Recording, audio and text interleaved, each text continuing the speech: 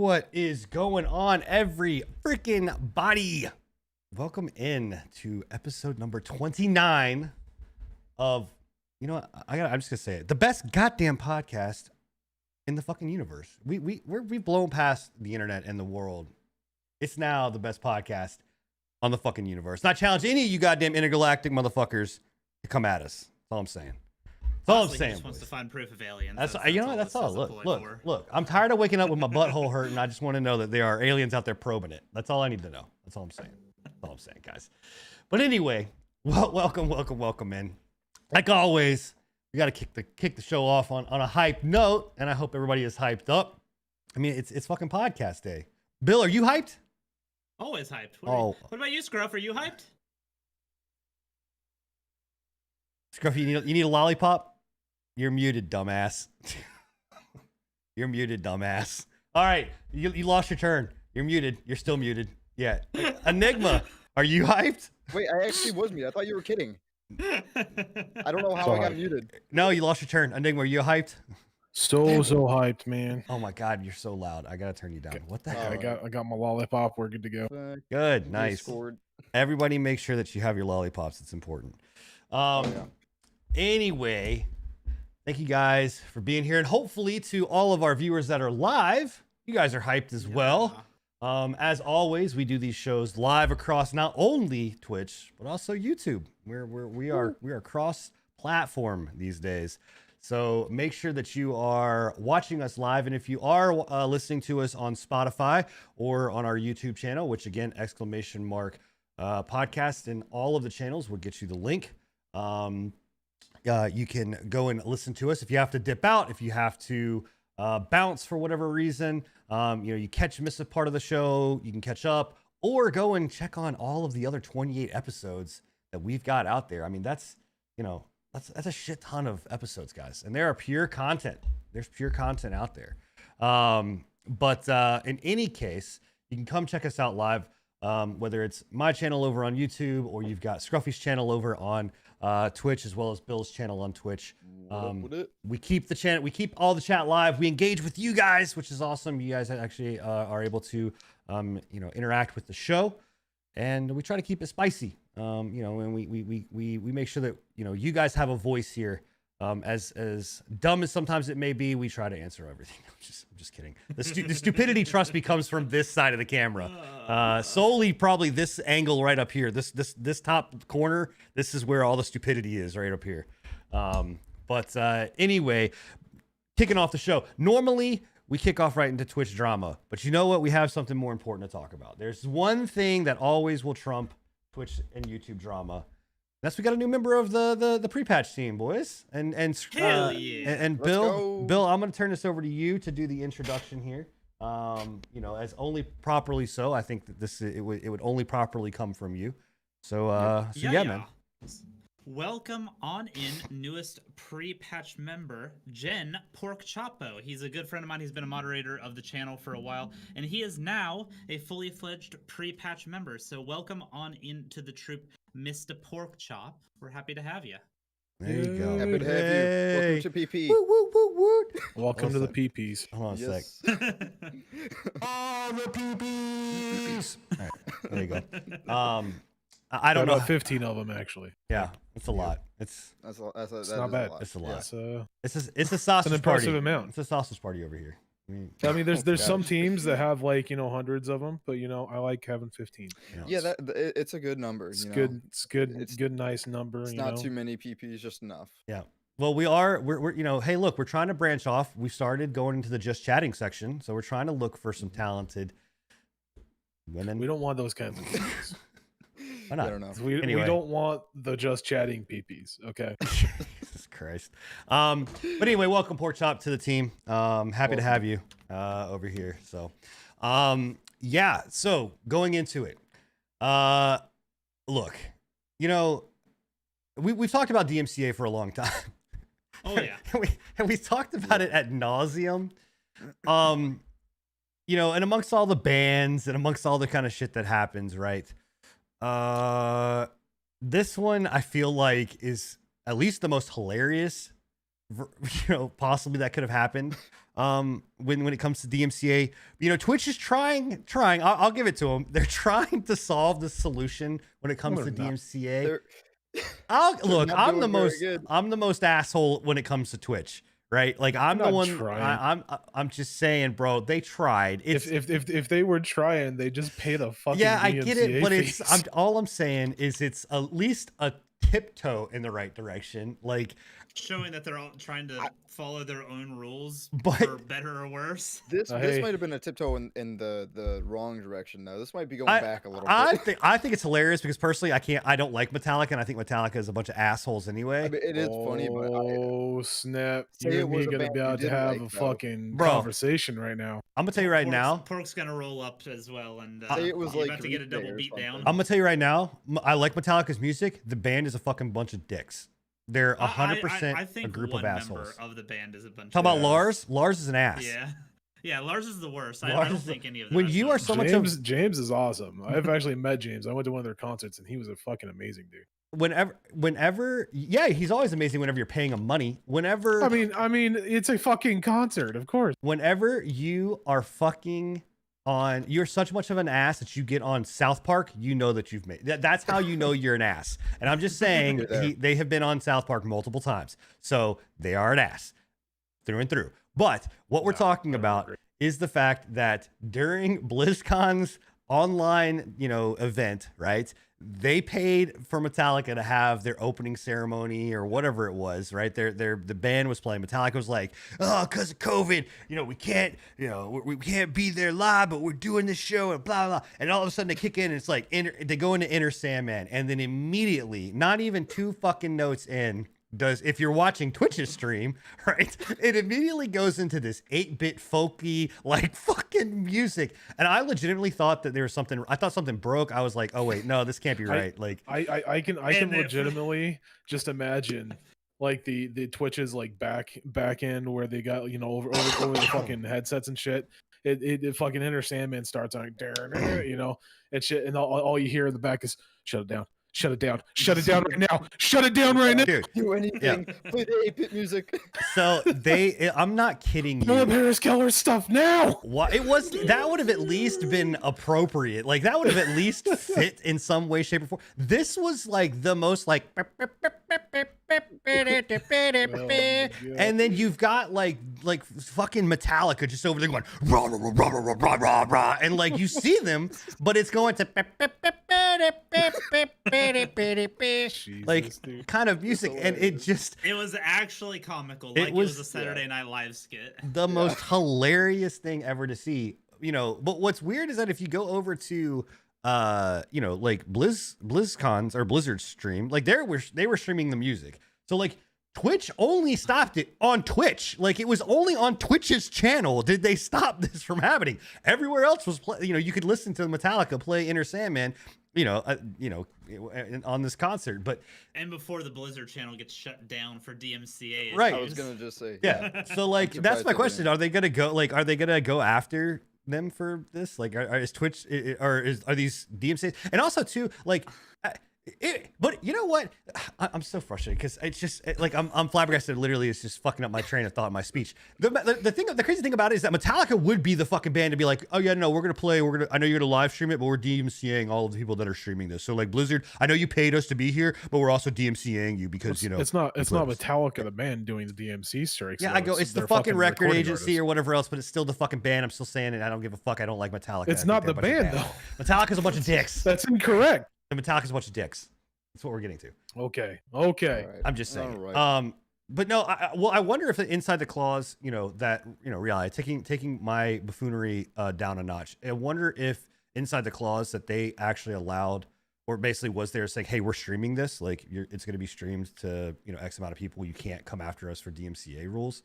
I mean, as long as Blizzard has the rights to the actual songs at that point, like if they're being paid to be there, then technically Blizzard does have the right to stream that music. Which is most likely why Blizzard didn't mute anything, because they didn't have to. Twitch. It's because Blizzard doesn't give a shit. Yeah. Well, that too, but Blizzard probably has the right. If anybody would have had the right to broadcast that performance, it was Blizzard, and Twitch most likely did not. Oh yeah. Oh no, Twitch absolutely didn't. So I don't know. It was just hilarious. And I wonder, like, that's again the other thing is like you had a bunch of streamers that were streaming that, you know, like Lyric was doing it, Soda Poppin was streaming it, you know, all of the WoW people were streaming the event. You know, where does that fall, right? And this is, again, we've talked about it ad nauseum. We're not going to go into it again. Like, this is where DMCA rules are just fucking ridiculously stupid. Well, they're just archaic. In the past, like that's one thing with Blizzard and their BlizzCon that I fucking can't stand is in the past, like they're the only ones on Twitch that can stream their BlizzCon, right? If you're like watching BlizzCon and you're streaming and you're playing WoW and you just have it up in a corner, they will take you down. Thing is, though, 100%. Twitch openly said that they want people to co-stream. Yeah, well, I think that was this year because of COVID and yeah, like all of that. Well, that's the it thing. wasn't the live event, yeah. Right. Yeah, but they said that, and then people had to go and mute their audio because I don't think you could. I don't think you could buy virtual tickets on this. No, it was free. But that's the thing is that's the reason that I'm talking about is Blizzard themselves are a-okay with it, right? Yeah. But because Twitch is so hyperventilating about anything to do with DMCA because they don't want to pay the fucking licensing, yeah, they overreact to this kind of shit. Yeah, no, I mean I get it. It's, I don't know, it's fucking crazy. I just, again, we talked about it nauseum. Like, this is just ridiculous. Like the world that we live in right now with this in the streaming kind of world where everyone is like, you know, this freaked out. But here's the other thing I don't understand. Because like I was watching American Dad, you know, Pay Money Wubby, a bunch of other people, and they were listening to like Shania Twain. American Dad was like listening to Shania Twain. Then he was listening to, you know, it's because people don't care. Like, so they're just like, well, whatever, dude. You delete my fucking VODs. Big fucking deal. Yeah, so that's my thing is like where, I don't know, it's just weird. I don't know. It's whatever. It's fucking. I think Twitch is doing something in the back line right now too, because like I've had a couple streams where I've honestly been just listening to music that definitely would be DMCA striked and all that, and my VODs should be muted and all that. But my VODs haven't been. I mean, my VODs haven't been muted. A lot of stuff hasn't been muted, so I think they're playing with something. I don't think they're doing anything. It just goes right back into the what we've said multiple times before. They go into this they go into this Twitch DMCA bullshit where they're just like hyperventilating about everything, right? Because they get slapped with a huge fine.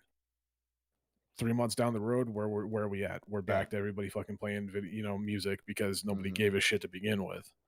You know. Well, I mean, and until the point that Twitch gets slapped with another big DMCA suit. Yeah, I don't think. I mean, YouTube, YouTube, you have no workaround at all. Like their system immediately recognizes it and takes it, and basically it's a flagging system. It's they don't AI flagging system. They don't go in and take the VOD down. They just basically go in and say you can't earn money on this. But I've also seen a few streams where they'll actually like interrupt the stream, like put up this stream is broadcasting copyright material until the streamer like stops playing that, and then the stream will go back to being live. Like they don't like end the stream, but they'll put like a banner over it. Yeah. And, like, oh wait, not because Markiplier had that happen. Right? No, not the purple banner of death. Just being like, this. That's another thing we gotta talk about. That's Twitch, isn't it? Yeah, is the purple banner of death. Oh, you're talking about YouTube. Sorry. Yeah, we're talking about YouTube. Like, I was watching Markiplier stream the other day, and he was playing some video or something, and then the stream just went up with a banner saying this broadcaster is in violation of DMCA laws. Stream will resume once content that is violating this stops. And about 10 minutes later, he came back on. No problem. Yeah, which you know, it's weird, like, and you know, because on that side of things, like the other, I don't mind necessarily the way that YouTube does it. You know, I've not had that. Also, I don't play. You know, 9 times out of 10, I'm not playing any kind of music on my stream or whatever else. But like, I like the concept of just being like, look, like you're just not gonna be able to advertise in this, but it doesn't really affect. Obviously, I was a live streamer and not someone that's creating, you know, videos on a more regular basis. Like, it doesn't, you know, there's ways around it because again, most of that stuff you're getting super chat, you're getting donations. Like where you're getting your money through that is not through ad revenue, it's through the other side of it. But I don't know. It just, I don't know. It's still fucking stupid. I still call bullshit on that whole. No, excuse, it's still fucking stupid. I mean, the whole excuse that because you're listening to music and you're being paid to entertain, the people that are paying you are coming for the fucking music. Or you've got to be a genuine fucking narcissist. Oh no, To absolutely. think that Well, people are coming to somebody's stream. It's just it's not solely even to listen it's to not their about that. music. The reality of it is it comes down to money. Like that's just where it comes down to money. And the fact is that money could, like, Twitch, especially on the Amazon side, like you pay Amazon for Amazon Prime. You know, you should be able to play Amazon Prime Music. That's where it should end, right there, right? On the YouTube side of things, if you pay for YouTube Music, you should be able to stream music. You know, as a bonus, you should be able to stream music on your channel. Or you know, just out of the multi-millions of dollars that streamers make for the platform, Oh, you of know, course, they should just absolutely. pay for the fucking licensing. So, the other thing that you did bring up, Scruff, which is actually a really good point, is I almost forgot to talk about it, is the fact that one of the things that Twitch is doing that I don't agree with, and this is fucking dumb, and I don't understand the point of it or whatever else. And YouTube actually went down this route a long time ago, and they stopped it. I don't know if you guys remember if whenever like the whole thing was you couldn't embed a YouTube video inside of a website without it, you know, causing issues and basically coming up with a banner that said you can't play this. You know, so Twitch now is doing that. And the crazy thing was I can't remember. It was was it GTA? Or there was an in-game event where you had to watch it. Yeah, inside the game. I think it was Fortnite that it did it too, or Apex maybe. I don't know. It was one of the bigger games, and and you had to watch the event inside the game, and it was pulling from a stream. But guess what? This purple box of fucking death showed up that said, "Oh, hey, by the way, you're not. If you want to watch this, watch it on Twitch." And it's like, what? Live in the game. I think it was PUBG actually. Thinking about it, I think it was a PUBG event. It was one of these fucking things, and it was just fucking crazy to be like, holy shit. But what I will say that, you know, I know why they're doing it. Well, it's inflating the fucking numbers. So if you look at someone like Fextra Life, it's another botting issue. Right. There's a great example of this, which is Fextra Life. Fextra Life, I love his channel. I love his stuff. I watch his stuff all the time. I enjoy their streams. But guess what? 90% of his views are from an external website that someone is pulling off a wiki, right? And it's just embedded down in the bottom. So like if you happen to have that wiki up, well, you're technically viewing it. Right, you're technically viewing it. Hey, what's up? But so that in itself is an issue. I understand that. This is not the fix for that, right? Like this is not the fix to do this, you know, and to fix the botting and the lurking and or whatever else. Like the issues there, the way of fixing that is basically just saying, hey, a viewer doesn't count unless they are actually inside of Twitch.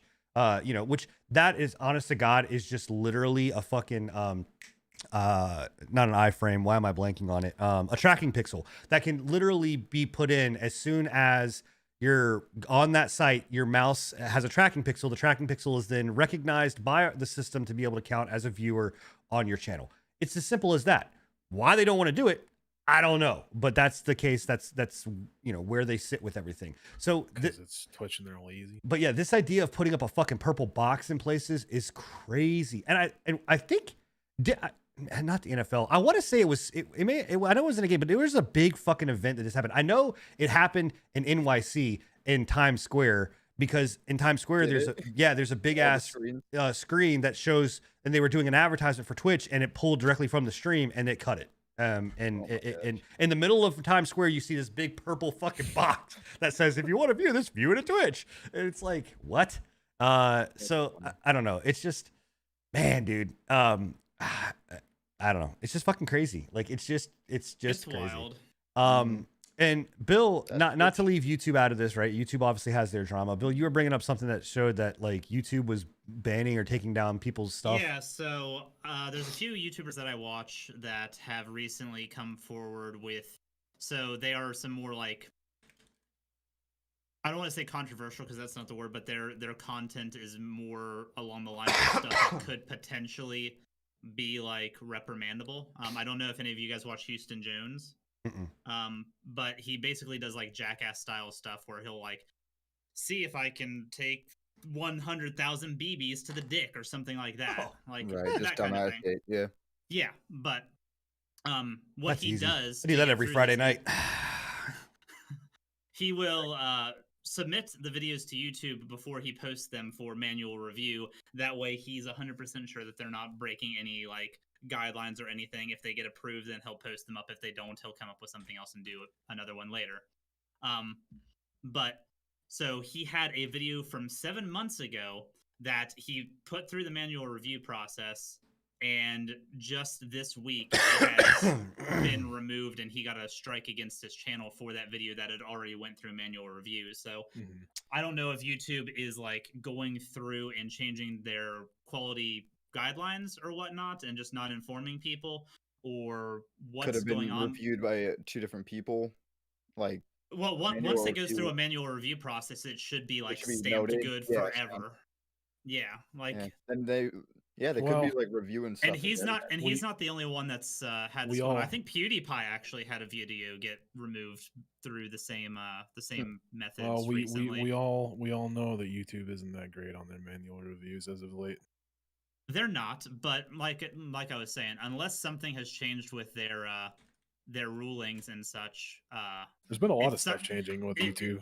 If something has been manually reviewed in the past, it should be stamped good to go. Like, I mean, that's 7 months ago too. Or if something did change within it, they should at least be giving a notice, because they didn't. They did have a big change to their TOS recently that hit a lot of people with their content from like years and years past. So yeah, that's not actually that surprising. This one was just 7 months ago. Yeah, but yeah, they're not giving any reasoning for these takedowns either, for like the strikes and stuff. They just say that it breaks guideline X, and they're not giving any reason why it was reviewed fine before and not now. The video in question was he took he drank 1 beer for every day that he was in quarantine or something like that over the course of like a week. So he drank 7 beers?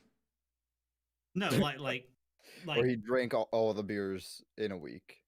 No, I'm trying to remember the context. It was a high volume alcohol drinking video, just for stupidity's sake, and they flagged it for harm to oneself or others or some shit like that. It's not surprising to see YouTube not give a clear answer to why it was striked. I mean, Twitch is just as bad about giving like gray area or no answer. I'm not saying Twitch isn't either. They're all in that same boat. I mean, yeah.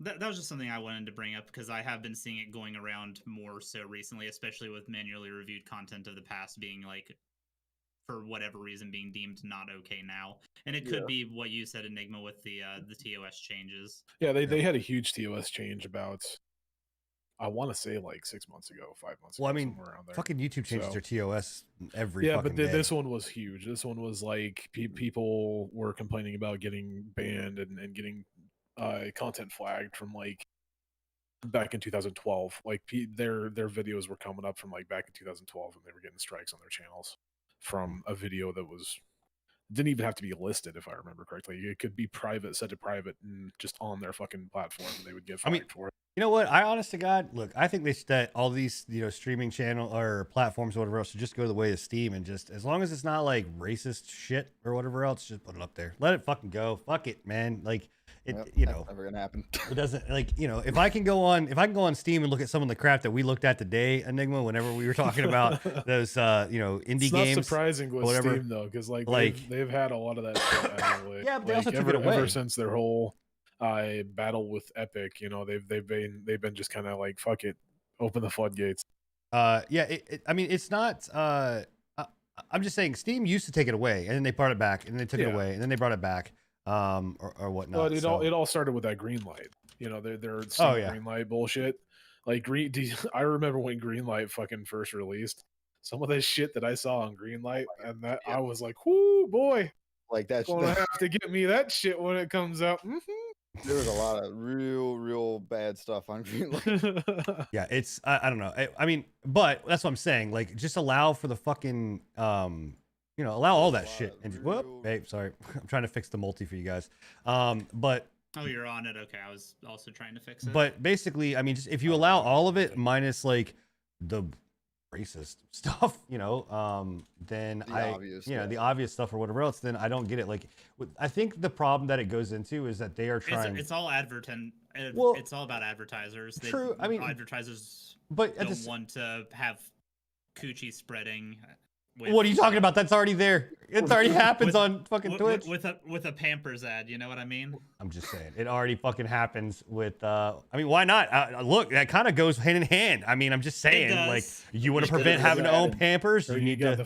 the family friendly streams with the fucking condom ads, you know. Dude, oh my god, I can't. The amount of times that I've seen that stupid. My kid goes up and asks me what the moan zone is. Like, I just, it's fucking nuts. So, but anyway, I mean, I don't know. Like, I don't know what the necessarily like the answer is in this case, as far as like trying to stop those kind of things from happening. But I feel like they are definitely trying to police, content and make it to where it's like, okay, well, that's not your job. Like, your job is not to police what is going on. Like, who, like, I don't know. Maybe I'm crazy. Maybe I'm, whatever else. But it's all advertiser pressure. Well, of course not. Yeah. What it is. I mean, of course. But I just feel like it's one of those things where it doesn't. And they want to make money, so they want to make as many content on the channel as it's advertiser as possible. It's advertiser pressure, and it's also like leniencies in directions of how one person politically and non-politically leans to. Right. A lot of the time, some of those flags, like the shit that you get with like the manual flags and the manual reviews,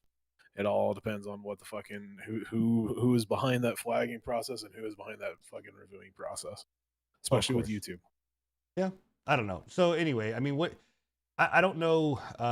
Here, by the way, here's the multi-link. It's gonna be big, but is what it is. How dare you, sir? The bigger the better, babe. Slapping in Bitly. There you go. So you guys can slide, do whatever you want with it. Damn right I will. So, well, soon, guys, I'm just saying, hey, anybody listening, I'm at 50 subs. I need 50 more, and I'll have my own link, and this won't be a problem anymore. I'm just saying. I'm going to whore myself out there for a minute. Let's go. Just saying. Big red button. Yeah, hit that bell.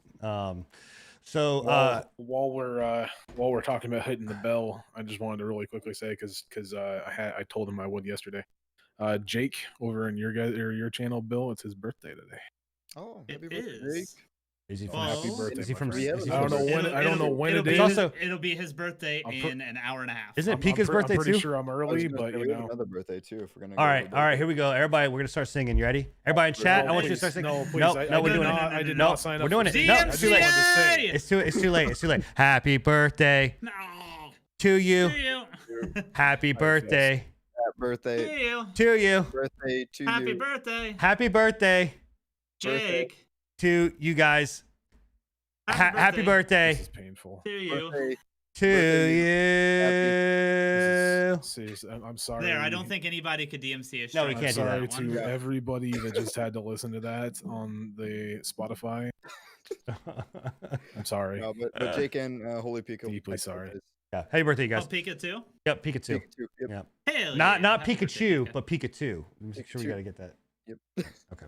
All right. Enough with dude. This is what you guys get. This is what you get on these podcasts. When we're in a good mood and we're having a great time, it doesn't matter. It's just all over complete the fucking place. bullshittery, but it's the good kind. Bullshittery. All right.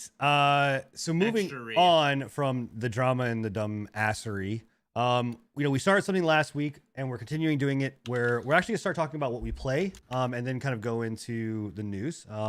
It seemed like that was the most pertinent way of doing things and also the most effective. That way, whenever we ask for questions and stuff like that, it kind of rolls right together. So we're gonna move right into what we're playing. And actually, surprisingly enough, we're all kind of playing newer stuff. Or not newer, but newer for the channels, right? And whatnot. Except for me. Yeah, you're still doing your Immortal run.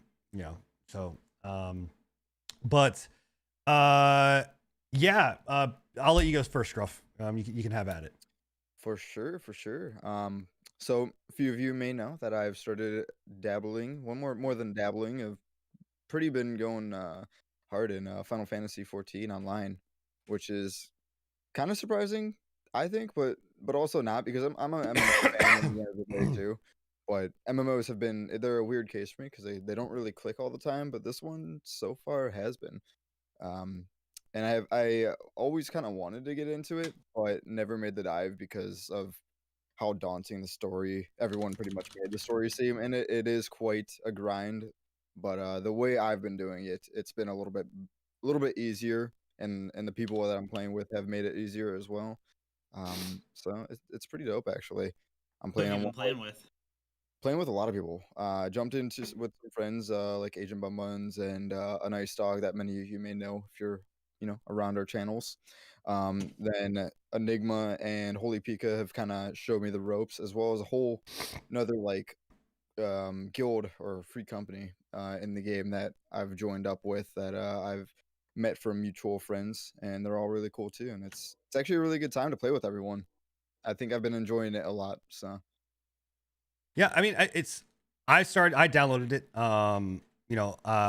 and started messing around. What I will say, fuck Square Enix and their fucking bullshit that I had to go through to get my goddamn account back.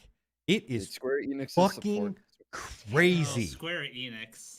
They're going to be popular tonight. Yeah, like sure they are. it is fucking nuts. What you have to go through, like, and just so everybody understands, right?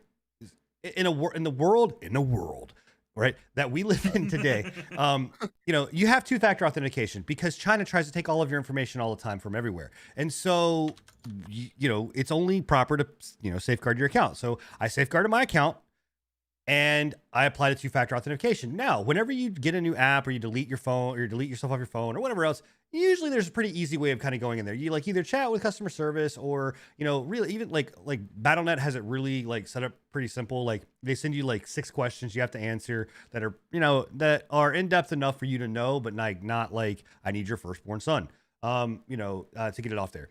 So I can actually contact Battle.net's customer. Oh yeah, absolutely. I messaged Square Enix 3 times. I emailed them. I went on their chat during their operating hours. They were not there.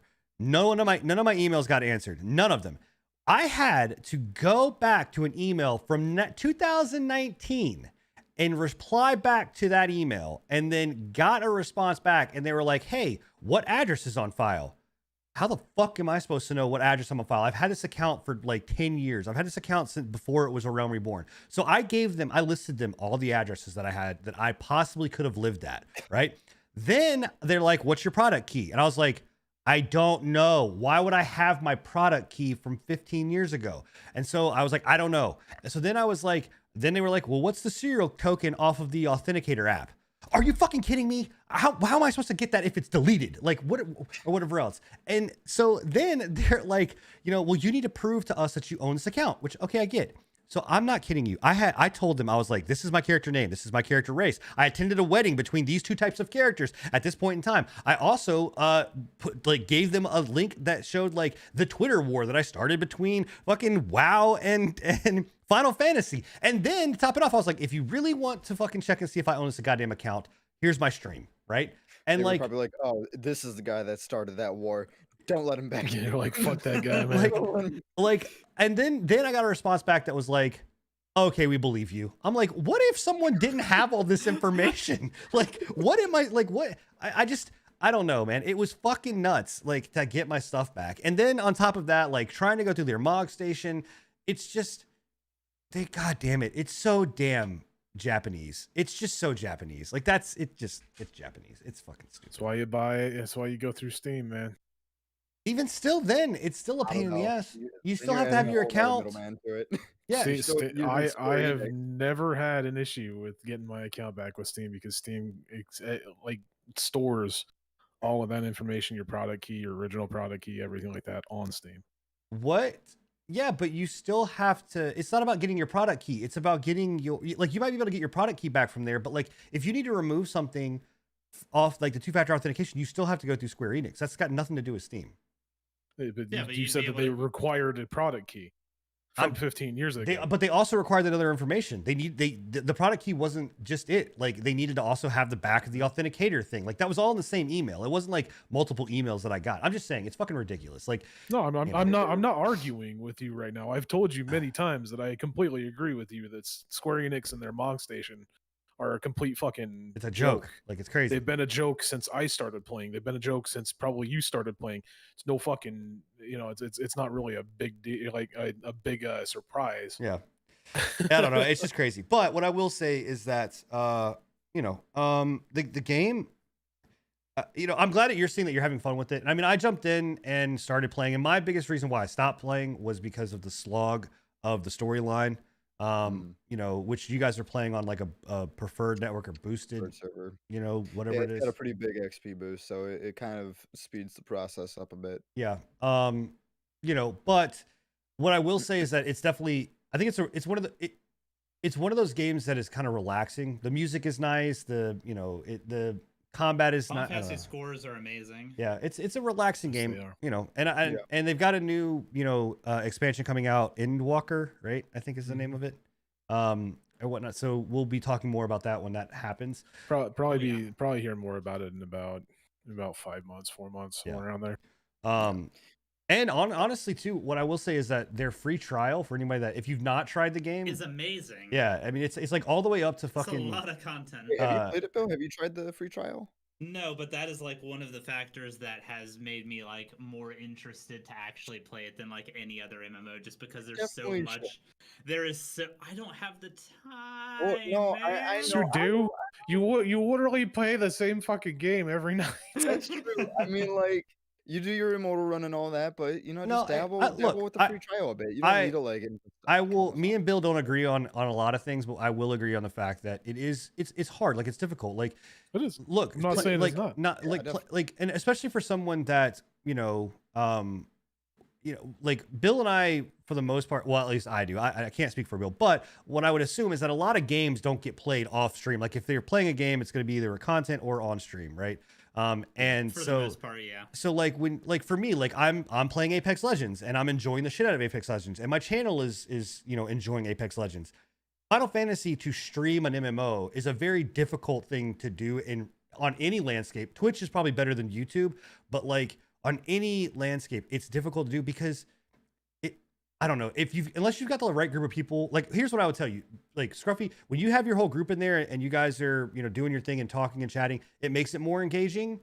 But if it was just me or Bill sitting there playing the game and engaging with chat, I'm just gonna say it's boring as fuck to watch someone level. Like, I don't care whether you're leveling, like, unless you're doing high level dungeons or like cutting edge content. You definitely got to gauge it on your specific like community already.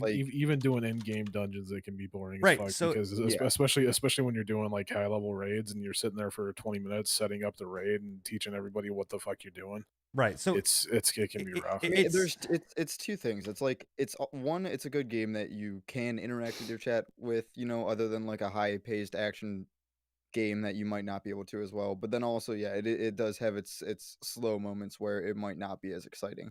So you kind of weigh it on like, well, does your chat enjoy the more interaction and they're not like having this slog fest watching the stream, or is it a little bit too boring for them? You kind of have to like gauge both of those. Well, and what I'll say is that it does, in like what chat is saying, Bill, you could go in there for nothing to level 60, right? There's no commitment, there's no financial, there's no nothing, right? Yeah, absolutely. And like I said, that's the biggest thing that would make me want to play this one over the others, is because I don't want to pay for a WoW subscription that I'm going to maybe sink 10 hours into in a week or a month or however long.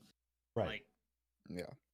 Right. So like I understand that aspect of it, or whatnot, but like for me, like I have to pay, I'm paying monthly to play the game, right? So for me, it really is that moment of like, fuck, I want to go play this game, right? I'm paying monthly for it.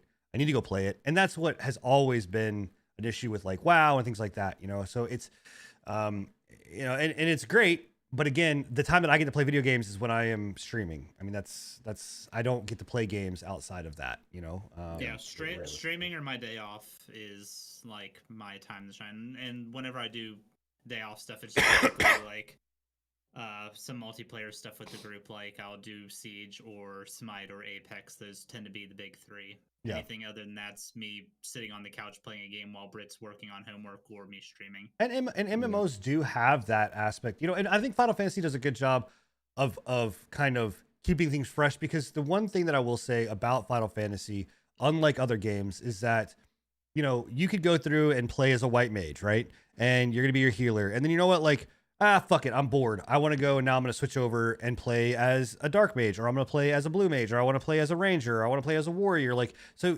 it gives you the ability to like really like bounce and be able to do a bunch of different things. Where like in most MMOs, it's like, oh, I'm a warrior, and unless you're gonna fucking spend the time to level up a whole nother character with all this other kind of stuff and go through all of that bullshit again, so it gives you a lot of freedom, which is nice. That's The the job thing that system's like that's amazing, and it's always been another like big factor for me going towards this game over the others. yeah, that's the thing that really has kind of drawn me into it more over other MMOs, because it's really helped with like it gives you that freedom. You pretty much can do whatever you want right now, and I think the way that I've been going into it also has helped me like kind of stick with it, because I'm not in a lot of cases with MMOs, I stick to like doing everything myself by myself, because there's like a satisfaction, like a you know gratification out of that. But like this time I've been kind of allowing myself to get help from others.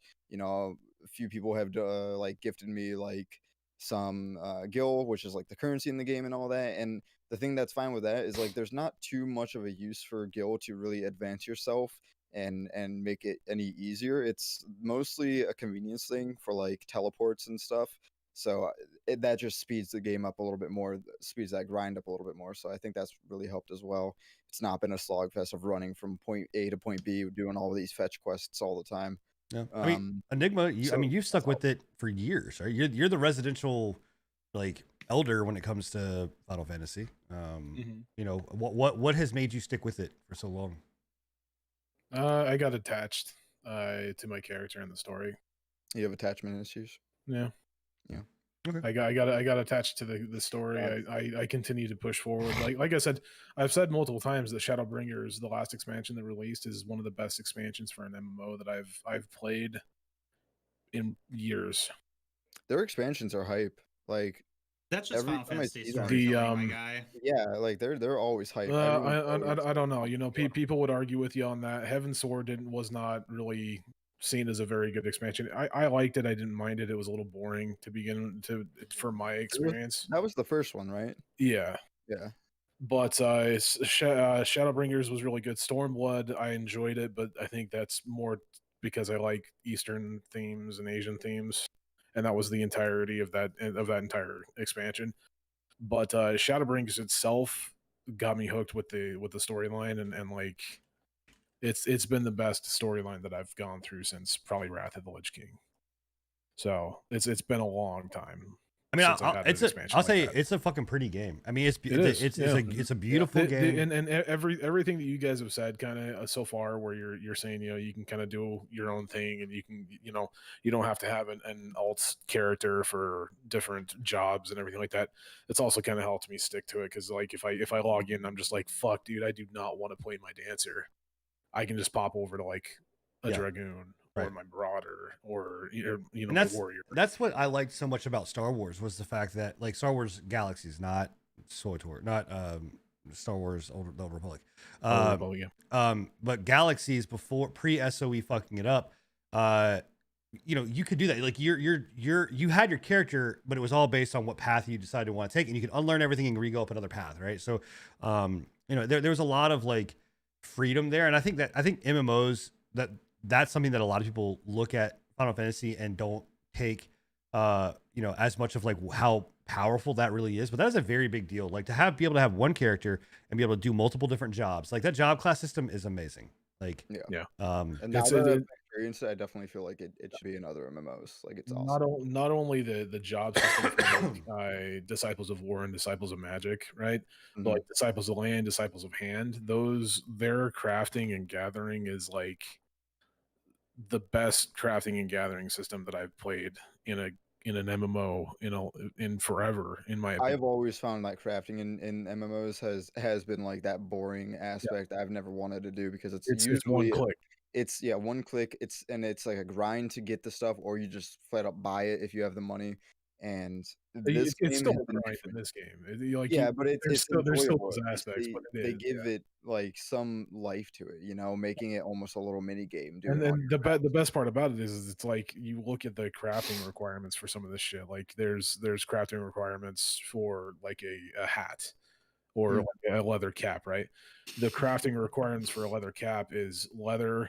You have to go and get like string and shit like that, padding, everything like that. So it actually looks like you're crafting something, and the mini game for it is engaging enough to be like, I want to get to high quality. Yeah, I want to exactly. get this to high quality rather than just click a button, watch a progression bar, bling, you're done, and you get a percentage chance that you get high quality. If you put your mind to it and you're determined enough to get high quality, you will get high quality as long as you do the fucking mini game correctly, right? Yeah. Yeah, and there's a little bit of RNG into it, especially with the culinary I've noticed, but it's Not still really. enjoy. Well, I mean, Not the really. only If you RNG have, is that I'm if pretty much you have a chance to get your condition of good, and pretty much that procs I your mean, yeah, the procs, but again, that's the only like if RNG I see. if So you were willing to put in the time and get the gear to get your yeah, quality up, you can fuck yeah, the exactly. procs. Yeah, like You can pass you can get the ingredients to be high quality, and that'll raise your quality like percentage at the start of it. So that helps a lot. But well, early game crafting is very RNG on those procs for your yeah, quality. exactly. So I haven't Late, experienced like the late game later. crafting is definitely one of those things where it's like if you have high quality gear, you have high quality tools, and you have high quality food, you're pretty Yeah. guaranteed all the way up until you get to Omni Crafters, which is like the end game crafting. I would still take this crafting over any other crafting, Yeah. especially like the time, like the wait crafting, where you have to like make something and wait like 20 minutes for it to craft. I hated that. I hate that kind of stuff. Yeah, that's kind of what's drawn me and kept me going for. I think I've had my sub fairly active. I let it lapse a little bit because I kind of did everything that I wanted to about 6 months ago. So I've been lapsed for about 5 months. Yeah. Well, Um, let me but prior to that, I had been subbed for 3 years. let me tell straight. you about a game called Raid Shadow Legends. That's a topic for another time. Is it really? Because I mean, I don't know Bill, why that's you what guys started playing that's that. what you and Good, Enigma man. are playing, and that's classified as an MMO. I actually enjoy When it. are you guys gonna get the podcast a sponsor from I mean, you know, Working on it. Raid Shadow right now, Legends. man. Yeah, you never know. Maybe we already are. Mhm. Connections are being made. I enjoy it. I got pulled in from a buddy of mine. You guys probably know him. He's been in a part of the community for a while. Solid Light. He's kind of Hashtag back ad. and forth a little bit. But he got me into that. He's been playing it for like a solid like year and a half now, and just continuously going on it. It's fun. It's a good game. Yeah, the memes are there. You know, the whole Raid Shadow Legends. If you haven't heard about it. The memes are there, but like I've always kind of been of the mindset where I'm like, I'm not gonna check it out just because of the memes, right? It's just a joke to me. But he finally convinced me, and he was like, yeah, just try it out, dude. Like it's actually Yeah, I really mean, fun, and it is. It's the same way people get you hooked on crack. Just try it I out, mean, man. It's just not. great. It's a gotcha game, but like the gotcha mechanics really aren't Really existent. gotcha. They got you. They aren't existent. I have put zero money into this. It's fine. No, but you still got bro. And I think it's the same for you, right, Bill? Yeah, it's the same. I haven't put any money into it, and I'm enjoying it. The mechanics with the boss fights are interesting enough to keep me going, and it's got multiple different progression routes that I'm actually like. Is it a pooper play? Is that what's happening? It's a pooper play. No, I'm playing on my PC. Oh my god, they got you hard, bro. I actually enjoy playing it on my PC more than I do my phone because it's less laggy on my PC. One of us. One of us. One of us. All right. Well, I mean, I guess. Hey guys, hashtag ad. Go play Raid Shadow Legends. Just I guess it's really not bad. It's not, man. I will say if you pick it up, go with Elhain or what's the elf's name again? He's going in, boys. It starts with a K. Yeah, something like that. Either the high elf dude or the elf archer chick. Don't go with the other one. She's shit. So, okay. Bill, are you playing anything new except for Raid Shadow Legends? Anything new or exciting? Nah, just the same old Souls games. Playing some Apex, actually enjoying that quite a bit, and Siege Apex Legends. Siege is always something that we'll be doing, which they've got some good stuff coming up. So I'm surprised you're not playing the Siege mobile. Have you tried that? I've tried. Or is it out? It's garbage. Is it garbage? I kind of figured it would be, but I'm like And when they Yeah. announced it back, I think last year, I was like, "Are you serious? I mean, Like, you're gonna Spi- try and spicy take It's here, but bad. I'm pretty sure you spell garbage SIEGE. I'm not. I don't know. That's how I spell it in my household. That's you know. Well, I tell the kids, I'm like, hey, kids, go take out the siege. They're like, oh, I got it. All right, Dad, I understand. I'm just picking. No, seriously, siege sucks. But no, you mentioned Apex. Yeah. So I actually also have started playing Apex. I don't really know why or where this kind of came from, but I know I had mentioned to Scruffy a couple times. I was like, look, I'm really wanting to get into a shooter again. I have that, shooter feel. I know the new season coming out hooked a lot of people back in because they're really pushing like narrative type stuff, and like their cinematics have improved significantly. The rotations that they're doing, the new character is pretty cool. Like I feel like this season in particular, I hadn't really heard much about season Apex since like it was first a thing up until now. And I feel like this marketing cycle did really well on it. It's kind of what got me back into it because I've had a few friends that have been playing it for the last year or so, and I'm finally hopping in and playing with them. I'm planning on playing with you some whenever we get the time available to do so. So Yeah, I mean, so here's what I'll say. Like, I played it heavily. Anybody that knows kind of my channel or me, like, I played it heavily when the game first came out, and really fell in love with the game. And I think that they were onto something, when it first hit. What I'll say, what made me fall off that game was hit detection was garbage. Their tick rate was shit. Their hitboxes were shit, and they only allowed for trio modes, right? And now coming back to it, what I can tell you is, out of all of the MMOs, all of the battle royales that are out there. Maybe not Call of Duty, but Call of Duty has its own issues with hackers. Like, Call of Duty could be a lot better if it wasn't just for hackers, and also like some of their mechanics are just, I don't like, or whatnot. But this game's like, when you fire a gun and you hit people and whatever, like, it feels good. There's just a weight to it. There's like a sound. There's just all of that stuff. Like is they fixed, right? The tick rate's fixed. The weapons feel great. Like, going in, I had to kind of learn the new weapons and some of the ones that were there. And I can tell you right now, like, it just feels good to fire these weapons. And too, like, when you get a beat on him, like when you're going, how to lead your shots. The only thing I will say about the weapons that I think that suck, I don't think the snipers are any good. Now, again, that might just be me. I watched Pika last night. He was playing in my games and he was dinging headshots left and right. But I do feel like snipers are still a little fucked and underpowered. I would rather have two mid to close range weapons that I can swap back and forth in between than like be pegging people at a range. They push up to me, heal up, and then whenever they do push, I have an R99 that I eat through a clip in half a second, and then I'm stuck reloading. Yeah, and the game's full of a lot of fast movement, a lot of fast-paced movement. So it's the only sniper I've ever seen people have like success with is the triple take and maybe that charge rifle if you're good enough about holding it. Like, it's good, yeah. Yeah, the triple take's not bad, but like the longbow, the Kraber, like I picked up that Kraber at an end game, and I hit someone in the back of the fucking head, and it didn't do shit. Like, it obviously did shit, like it or whatever else. But like, when you're talking about in game, a red weapon that's maxed out, you get it from a loot drop.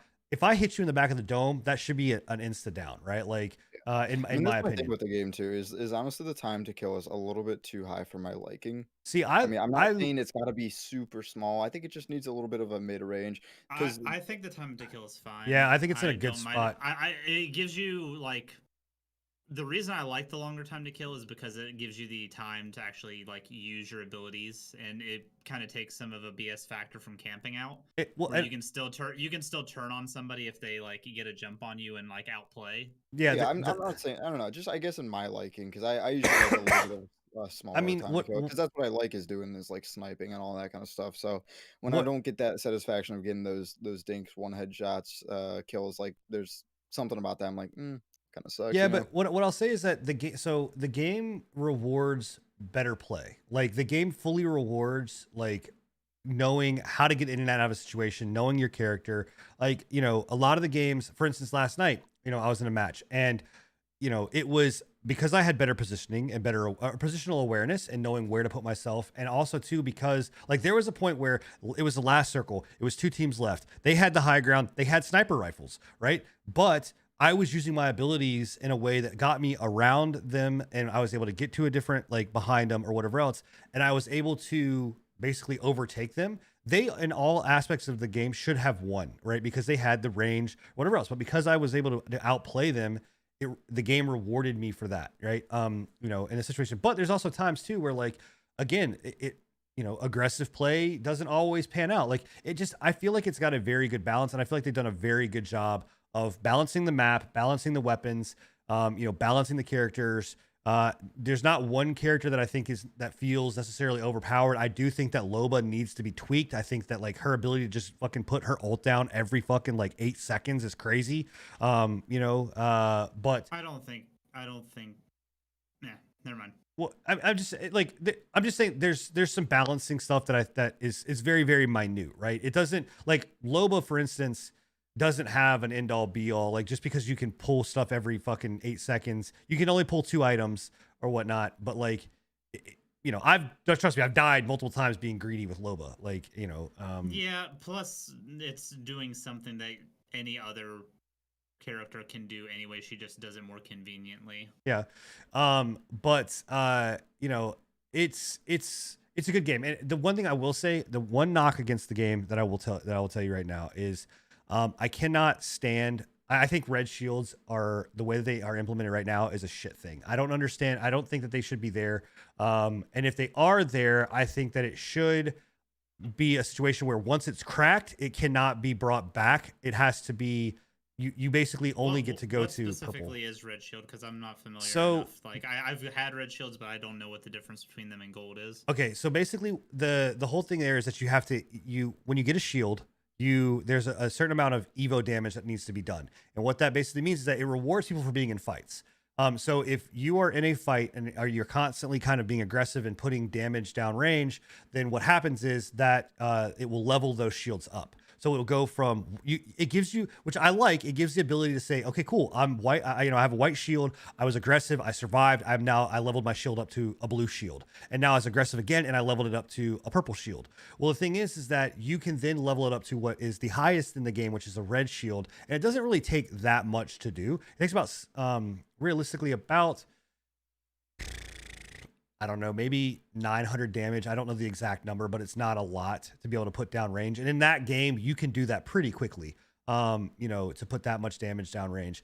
But it becomes this massive shield. And I'm gonna tell you right now, like, if you've got a red shield, it's very hard to kill you. Like, it's hard to kill. You know, and the fact that the full shield, which is like, I want to say it's 5 or 6 bars of shield, can be instantly refreshed with a shield battery, right? Yeah. So like my whole thing, and again, if I pick one up out of a crate because someone's died and I pick one up, now it's full health, right? And I've got one. So like I think that needs to be tweaked.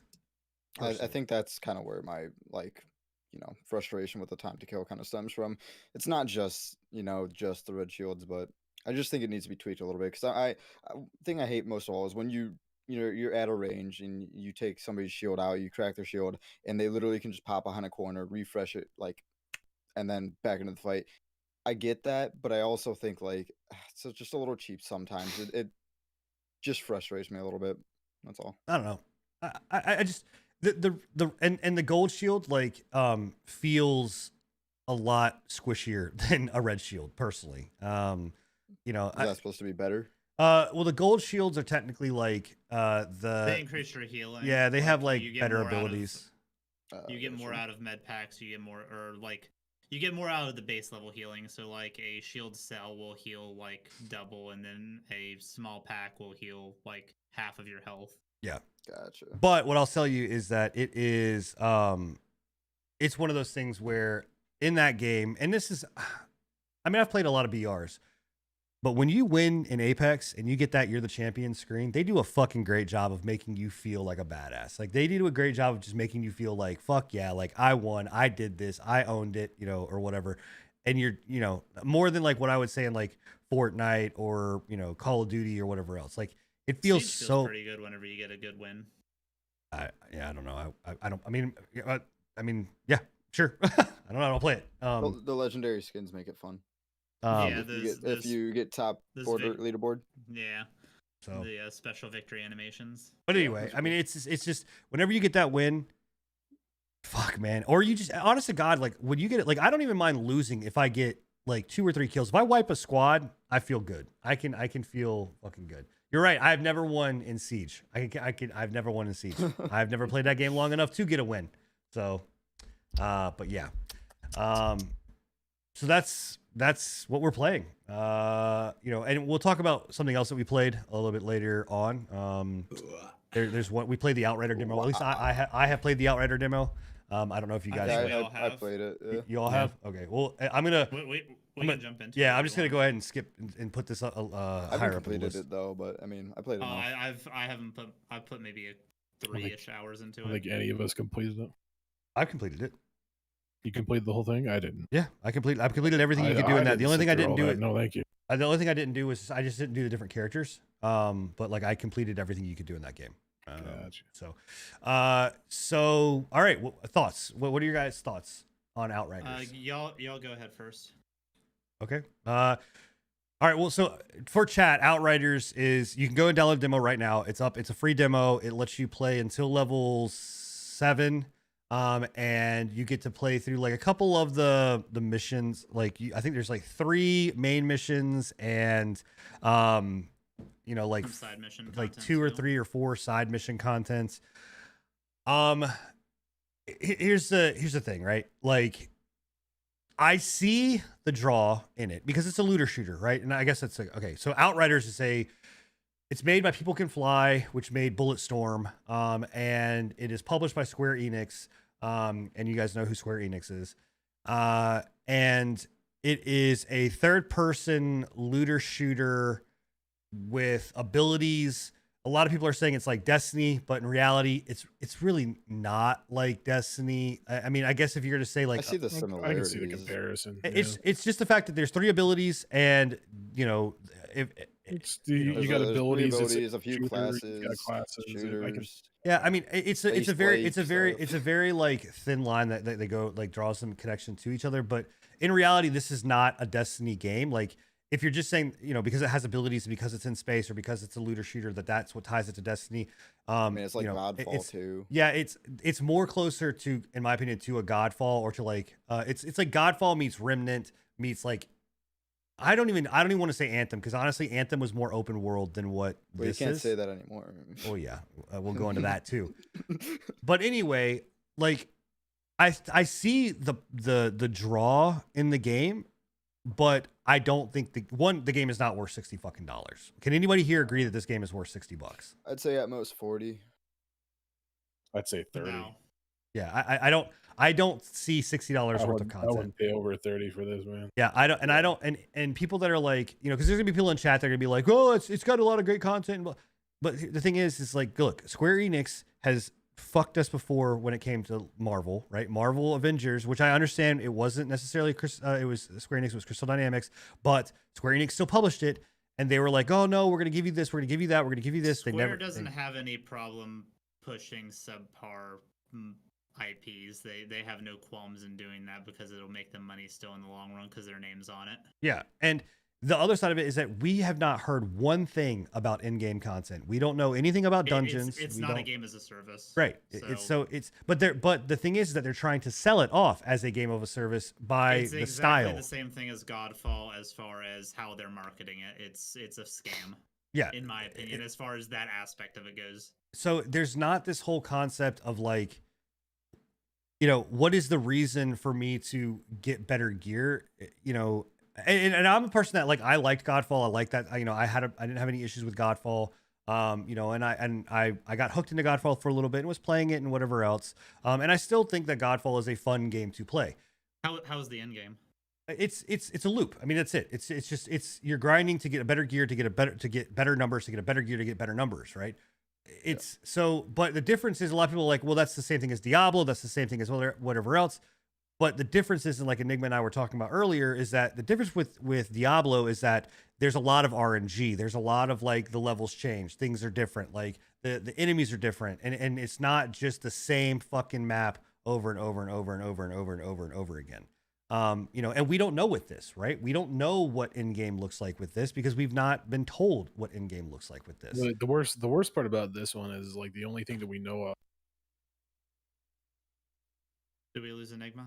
Yep. Sorry, I had somebody come in my room. The only thing that we know of about the end game is I believe that they've said something about a storm, right? Yeah. Like they've got some kind of like a storm. This legitimately brings me back to Anthem. Like when Anthem was releasing, the only thing that they would ever say is that they were going to be doing these storms, these big storm events, right? They would never actually tell us what they were, and it's fucking sus as shit.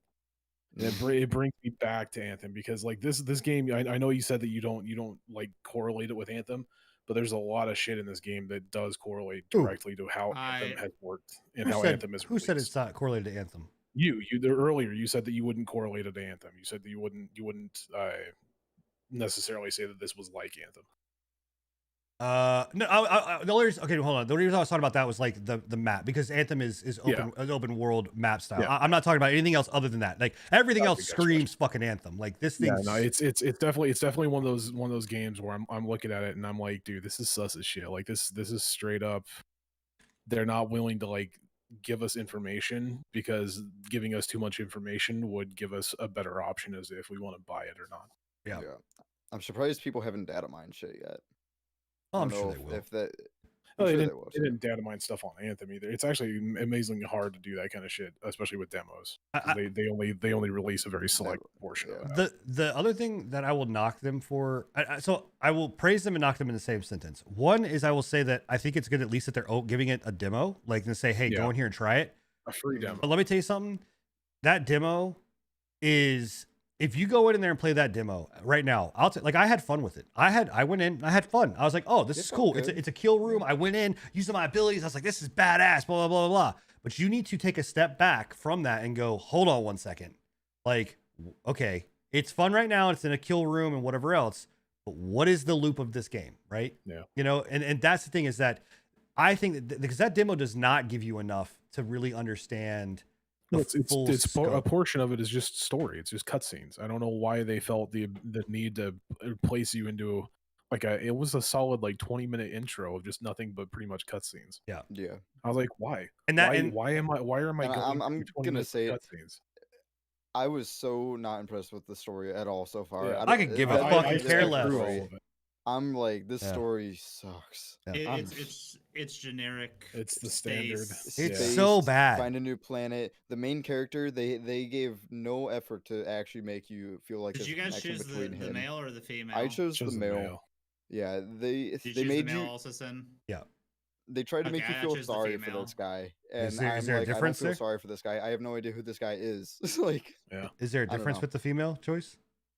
Oh, just the voice acting. The voice acting's fucking horrendous on both fronts. I mean, the male one was pretty fucking horrendous. It's both are. Yeah, it all is. It's just, I don't know, man. Like, the story is just crap. I mean, it's just again, this is a great game if you want a kill box experience where you're just gonna load in.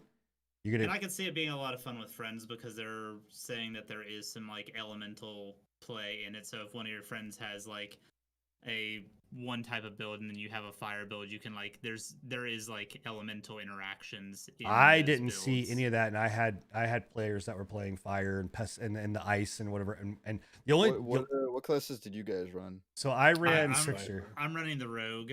I ran the Rogue. I ran Trickster. Is that, I don't know. Is that the one with the ice? Trickster. You ran the Rogue as well. Yeah. So all three of us ran the Rogue, and then so Plagued ran like the tank, the Devastator. I was tempted to go with the tank, but I was like, man, I mean, and then the fucking Rogue looked a lot better. And then we had the other character, and then Tony ended up running.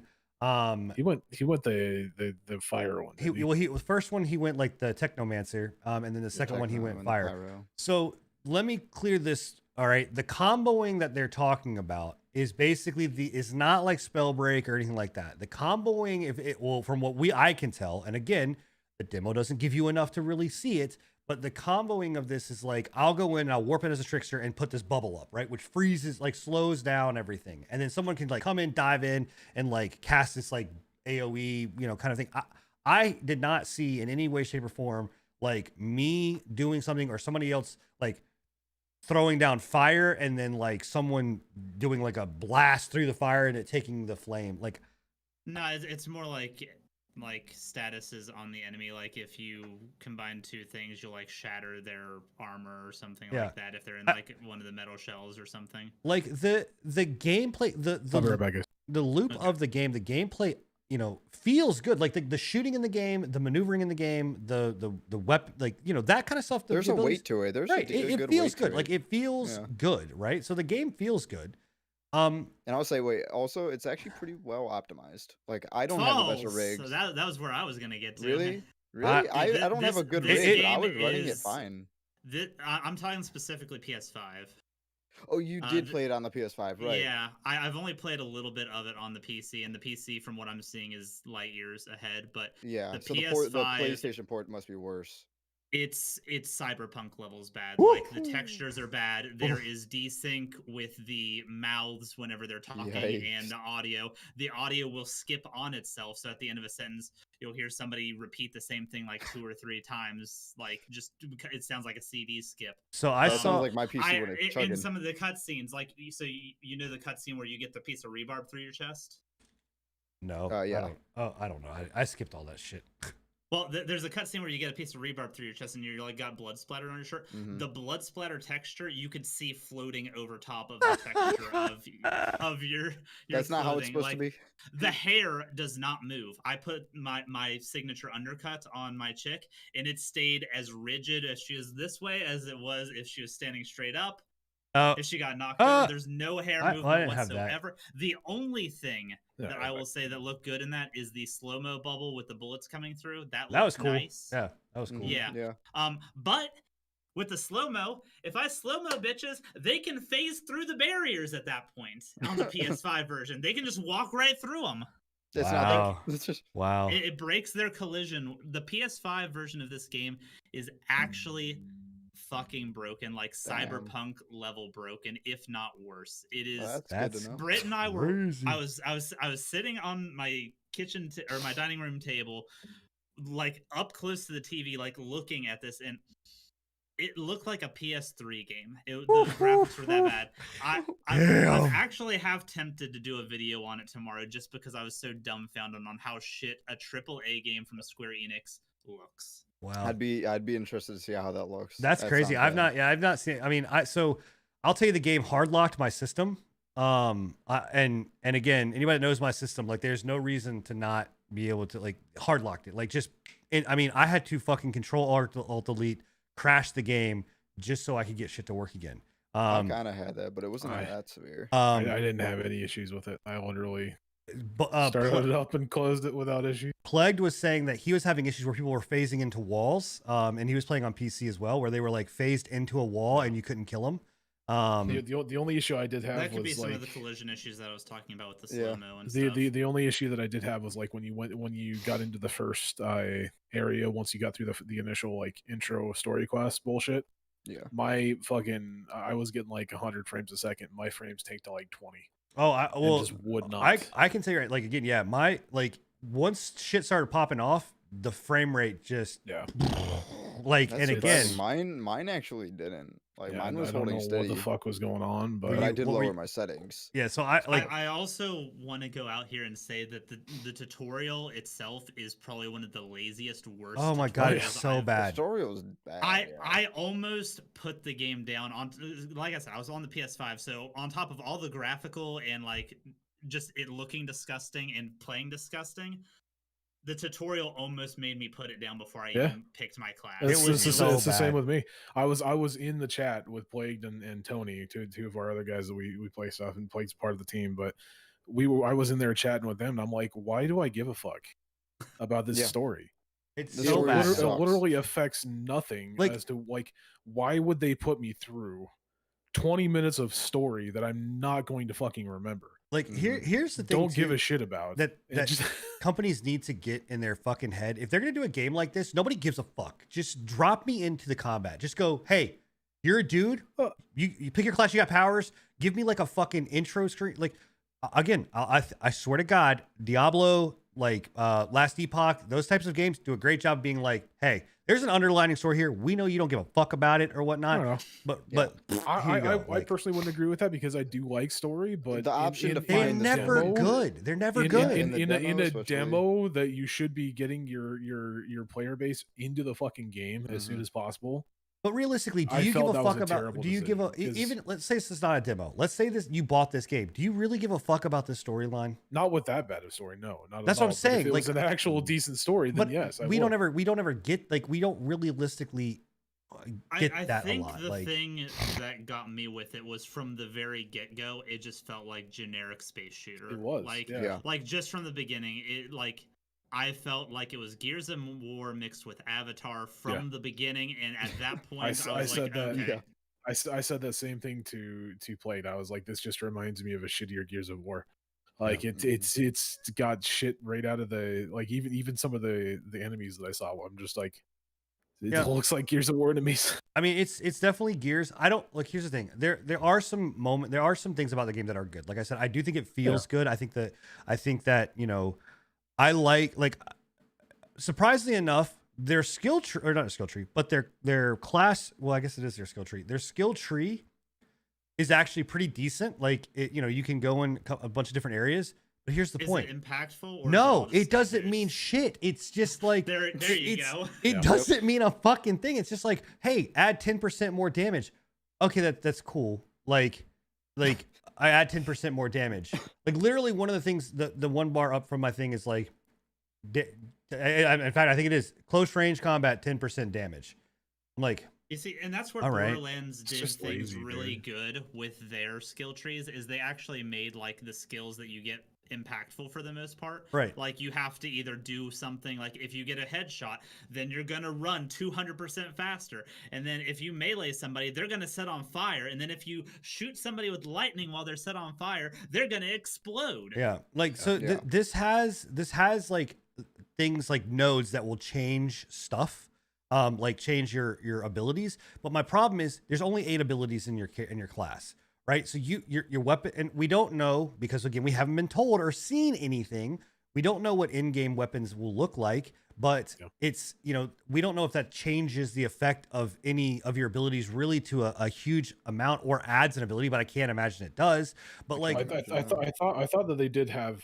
I think Tony and I were watching something where they had they were looking at like an in-game shotgun that had done something to the tank's like stomp ability or whatever it was. So I think that they do have minor Yeah, stuff, but whether it's actual it's- tangible and like changes the class like to an extent of, oh shit, if I have this gun, this class is completely different. I highly doubt that. yeah, and Right. but so that's my thing is like you can only pick 3 abilities, which again we talked about in our group chat about like, okay, well Destiny does this. Destiny's characters you only get 3 abilities, but the Destiny style, the guns affect a lot of shit. It's they add a bunch of different elements to it. They're all of these different things take in effect when you have the type of guns, right?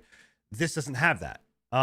This doesn't have the your guns will say, okay, cool, if you teleport behind this person, then it will slow them for 5 seconds, right? All right. I mean, I get it, but it's not enough, right? There's just, I don't know. I feel like it's just a game where everything was kind of, they just tried to pick a multitude of different things and slam them all together to be like, all right, this is what we're going to go with. And this is great. Again, if this was a $30 game, I'd say, you know what? It's probably worth a purchase. You'd have fun with it. You can get $30 worth of content out of it.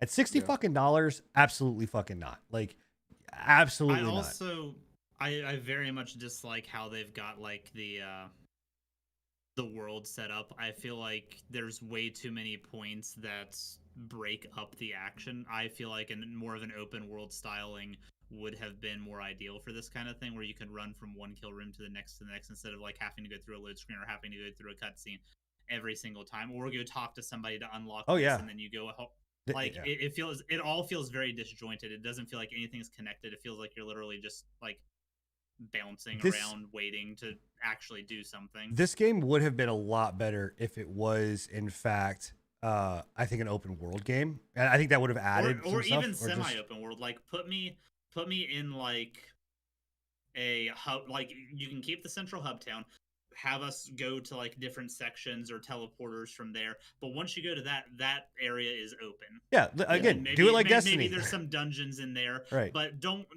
block me behind Dude, anymore. it's Like, yeah, it's so annoying. Like, and even honestly too, to navigate their fucking map is fucking atrocious. Like they're like, I don't know, man. I did not see like. I'm sitting here trying to like look at their map and be like, okay, cool. This is saying there's a point here. I've activated this banner. I can travel to this banner, but then I've got to like walk over here and talk to this person to get a quest. But then it's going to go to another loading screen where I'm going to go into another room where then it's going to spawn a bunch of enemies and I'm going to kill all those enemies. And then, like you said, then there's a bunch of downtime. And then I'm going to go into another room and I'm going to kill a bunch of enemies and then there's a downtime. You know what I mean? I also don't know who thought the idea of having the radar be an only frontward facing ping with nothing else was a good idea. Yeah. Yeah, that whole directional system kind of sucks. Yeah. But I will say, to give praise where praise is due, the boss, the three bosses or mini bosses or whatever the fuck they are that you fought, they were fun. I had fun with those characters, like fighting against those bosses. Like the one guy I that like fought one so far with the fire tornado. Yep. So there's a guy that does a fire tornado across the room. There's one guy that well, here's the thing. They are doing the same shit realistically. One guy's fire, one guy's a lightning. He puts lightning down and it'll follow you just like the tornado does, right? But this one, I don't know if I can't remember if the fire one has multiple fire tornadoes that are going out at the same time or if it's just the one. I only saw the one. So the lightning guy puts multiple ones out, but then he like has this ability where he puts the shield up and like, you know, he shields himself and he warps, so that's kind of cool. And then you have another guy that I think is the same fire. Like the other person is another fire person. I'm sure that's kind of to give you a taste of like the different elemental types right that you'll face in the game since it is the demo. But it was cool. But to say again, to like do like again, there's great, but there's also bad. Guys, they're bullet sponges. They are fucking bullet sponges. Like they just it is literally.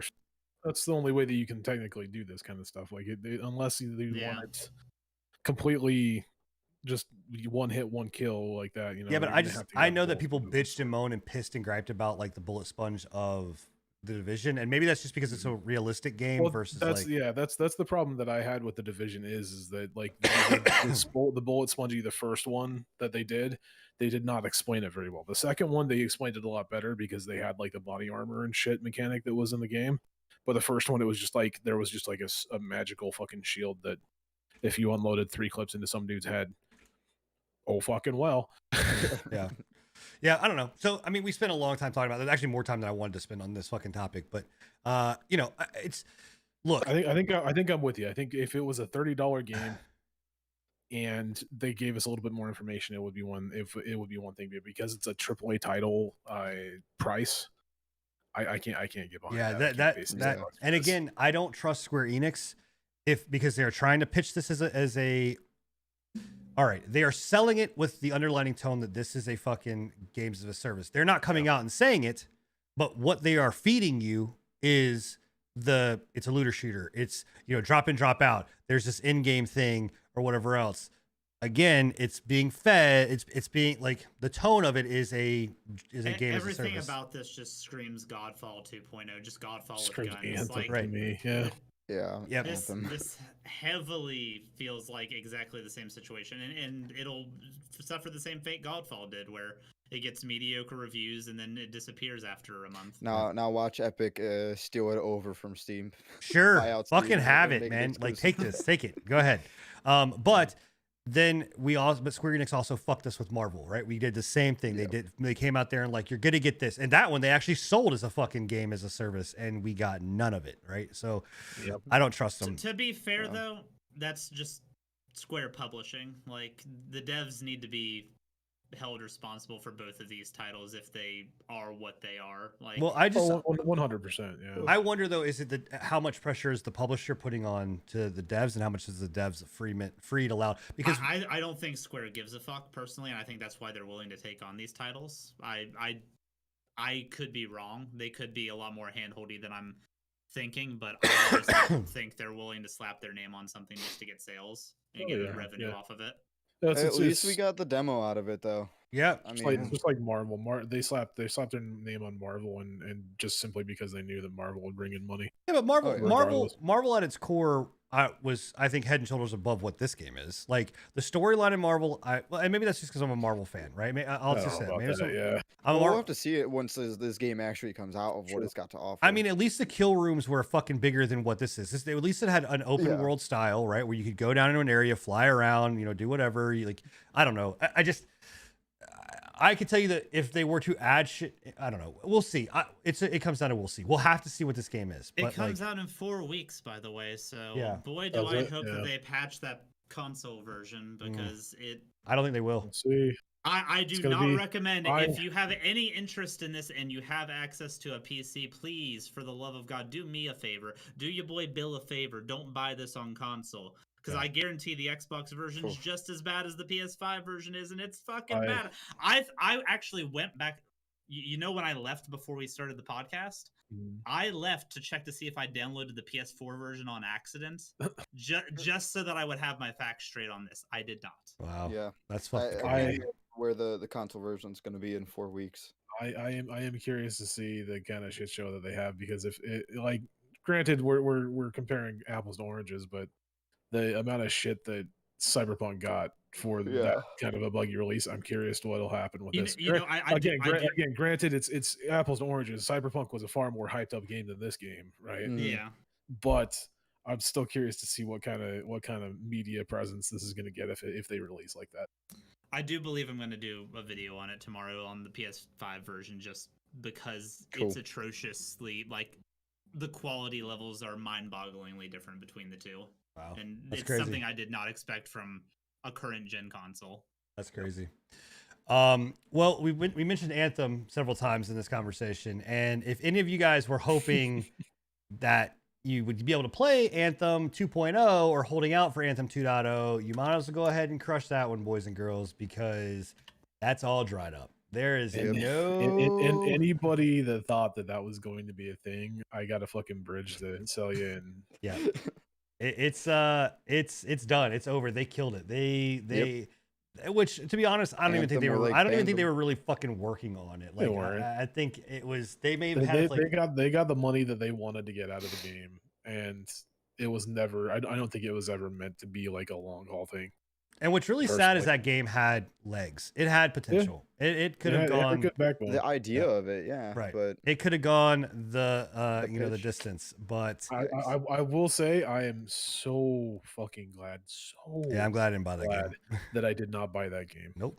yeah, Nope. I am. I did the EA Origin, whatever Yeah, that so that- access, whatever that was, and played it, and was like, okay, all right, and then bounced out. Like, yeah. And for anybody that bought that game, anybody that can still like, I think they're keeping bad it. for you. They're keeping it live, like whatever. you live can for still a little play bit. the current iteration of it. It's just they've stopped complete development of the 2.0. Yeah. Well, I don't. They're still and gonna there's keep nothing. There's nothing to do in the first one. Like, Yeah. like. They're still going to keep the servers up and everything like that for the original game, which I think they kind of contractually have to for a while, but that's just my opinion. But Yeah. Man. I would like to see how many people actually still play that game. Yeah, and again, it's sad. I hope. Let's hope that this game eventually gets picked up and bought. By and they sell off the IP to somebody Yeah, they're that not can. gonna sell it. Square Enix gonna buy it. Yeah. Right. Yeah. The one thing that I did like about the whole cancellation is that the reason why, I believe the reason why, at least they said that they wanted to focus more on Dragon the Age. Dragon Age Yeah. game. Yeah. And the funny thing that happened recently, within I think the last couple days, they came out with a new information about the new Dragon Age game that they said that because of the success of Jedi Fallen Order, they are no longer pushing for games as a service for Dragon Age, the new Dragon Age game. So Dragon Age was originally going to be a games as a service. Yeah, again, I don't trust EA for shit. So, We'll see. We'll yep. see So what happens. Anthem is now canceled on that one. Moving to a game that's not canceled but will soon be canceled, in my opinion. New World got delayed. Yep. So Yeah. Honestly, Again, forgot about that. again, if you thought that was gonna be a thing this year, I got a yeah, fucking bridge to tell you. so it That was got supposed to be this year. well, it was supposed to Yeah. be in a week. Like it was supposed to Really? be March Yeah. 1st was I the didn't hear fucking nothing launch about this game. launch of Oh my gosh. New World. So originally the game was supposed to come out last year. It's supposed to come out August of last year. Then they're like, August, we yeah. need a little bit more time, so we're gonna push and have it come out on March. We'll have plenty in March. So then they're like, oh, you know what? Because of everything that's going on and COVID, and we heard your outcries, we're making more content. And so what they showed, Why didn't they just crunch? what they, Come on. yeah, right. What they showed, they were like, oh, and we're adding a dungeon. And it's like, no fucking shit. You're calling yourself an MMO. Finally. Like you're adding a dungeon or whatnot. But what the dungeon they showed, like the little bits of that they showed, it's not a dungeon. Like it's just it's an area that you go to, and I don't know. An open world dungeon, Yeah. if I remember correctly. It's like the instanced open world dungeons in Elder Scrolls Online. Yeah. So like it's where you walk in and there's like a billion people fucking walking around just killing the same shit. yeah. So it's just a zone essentially.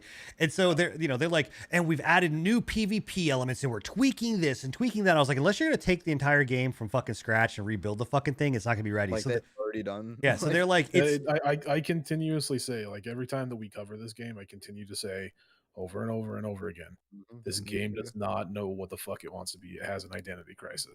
Yeah. They do not know if they want it to be a PvP game. They don't know if they want it to be a PvE game. They don't know if they want it to be a survival. They don't know if they want it to be a fucking, I don't know, fucking.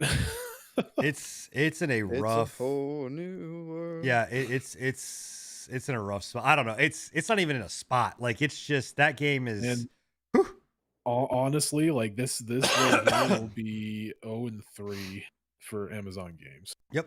Yeah. If this goes down, like I think it's gonna go down. I think Wait, I think this it's gonna cancel. Crucible and what was the other one? Well, This Crucible I and can't remember what their they had a original one was, racing. but Wasn't it? There was a yeah. racing game that they had The that racing they game, that yeah. they I put can't out. remember And what the name closed of it was, but they've had three games, three actual games that they've released. 3 tries. And Crucible and the other one canceled. Were Flops. canceled within a year. Yep. Yeah. And this one is pretty much going down the same route. Yeah. It's yeah. Oh, and, man, it's and they want to bring fucking Lost Ark. what's it called? Lost Ark. Over to the West. Lost Ark. Don't fuck with my game. I just I still say that I've got more kind of like hopes for Lost Ark because they can't really fuck the game up necessarily. They're just publishing it. The only thing that they can fuck up is publishing it and bringing it to the West. Well, my hope is that they literally just be like, here's servers for it. Here, go have fun. Yeah. You know what Yeah. I mean? But I don't know. Yeah. And here's I'll tell you too about New World. Please don't believe any of the fucking people, like all these streamers that are like, oh my God, I'm so excited. I can't wait for New World. Yeah, Bro, get they paid are on the for it. fucking again, Paid, here, bro. think about The it. payroll. Think about Yeah. it. Let's roundtable this shit. Let's bring it all together. What company do these streamers Yeah. stream for? Amazon. What company is making this game? Amazon. Like, duh. Like that's that's like me going up and being like, I don't know. It's just please don't believe them. Please, for God's sake, don't fucking believe them. Like, Yeah. it's crazy. I'm saying don't believe them. You can believe streamers. Don't believe them with this. Like, just be smart about it, right? You can believe us. Like, we're not on the payroll. We're not on a docket. So Wait, you're not? no. I am for Raid Shadow Legends. Yes, he is. No. He is being paid for Raid Shadow Legends. That's. I need my pre-patch money. So, I'm I waiting. wish I was being paid by Raid Shadow Legends, man. so. It'd be awesome. But yeah.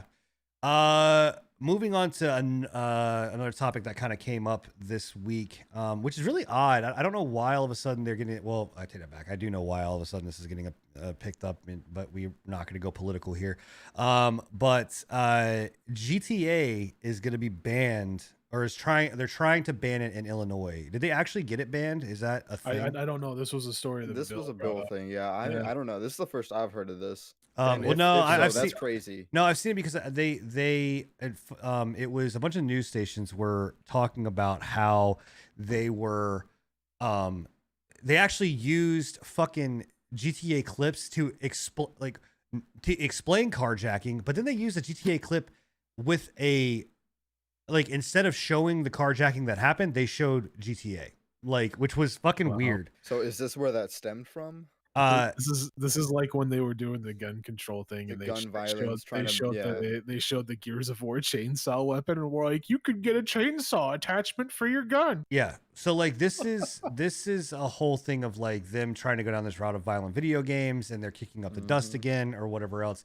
And basically what it comes down to, and again, not trying to be political here, right? Basically what it's trying to get, what it goes down to is that you know, this whole idea of banning firearms, of, you know, whatever else is not, you know, there's no statistical evidence that show or empirical data that shows that like firearms cause violence, and, you know, there's no empirical data that fucking video games cause violence, but they are just, you know, trying to do anything that they can go in there and be like, oh, we need to ban this, right?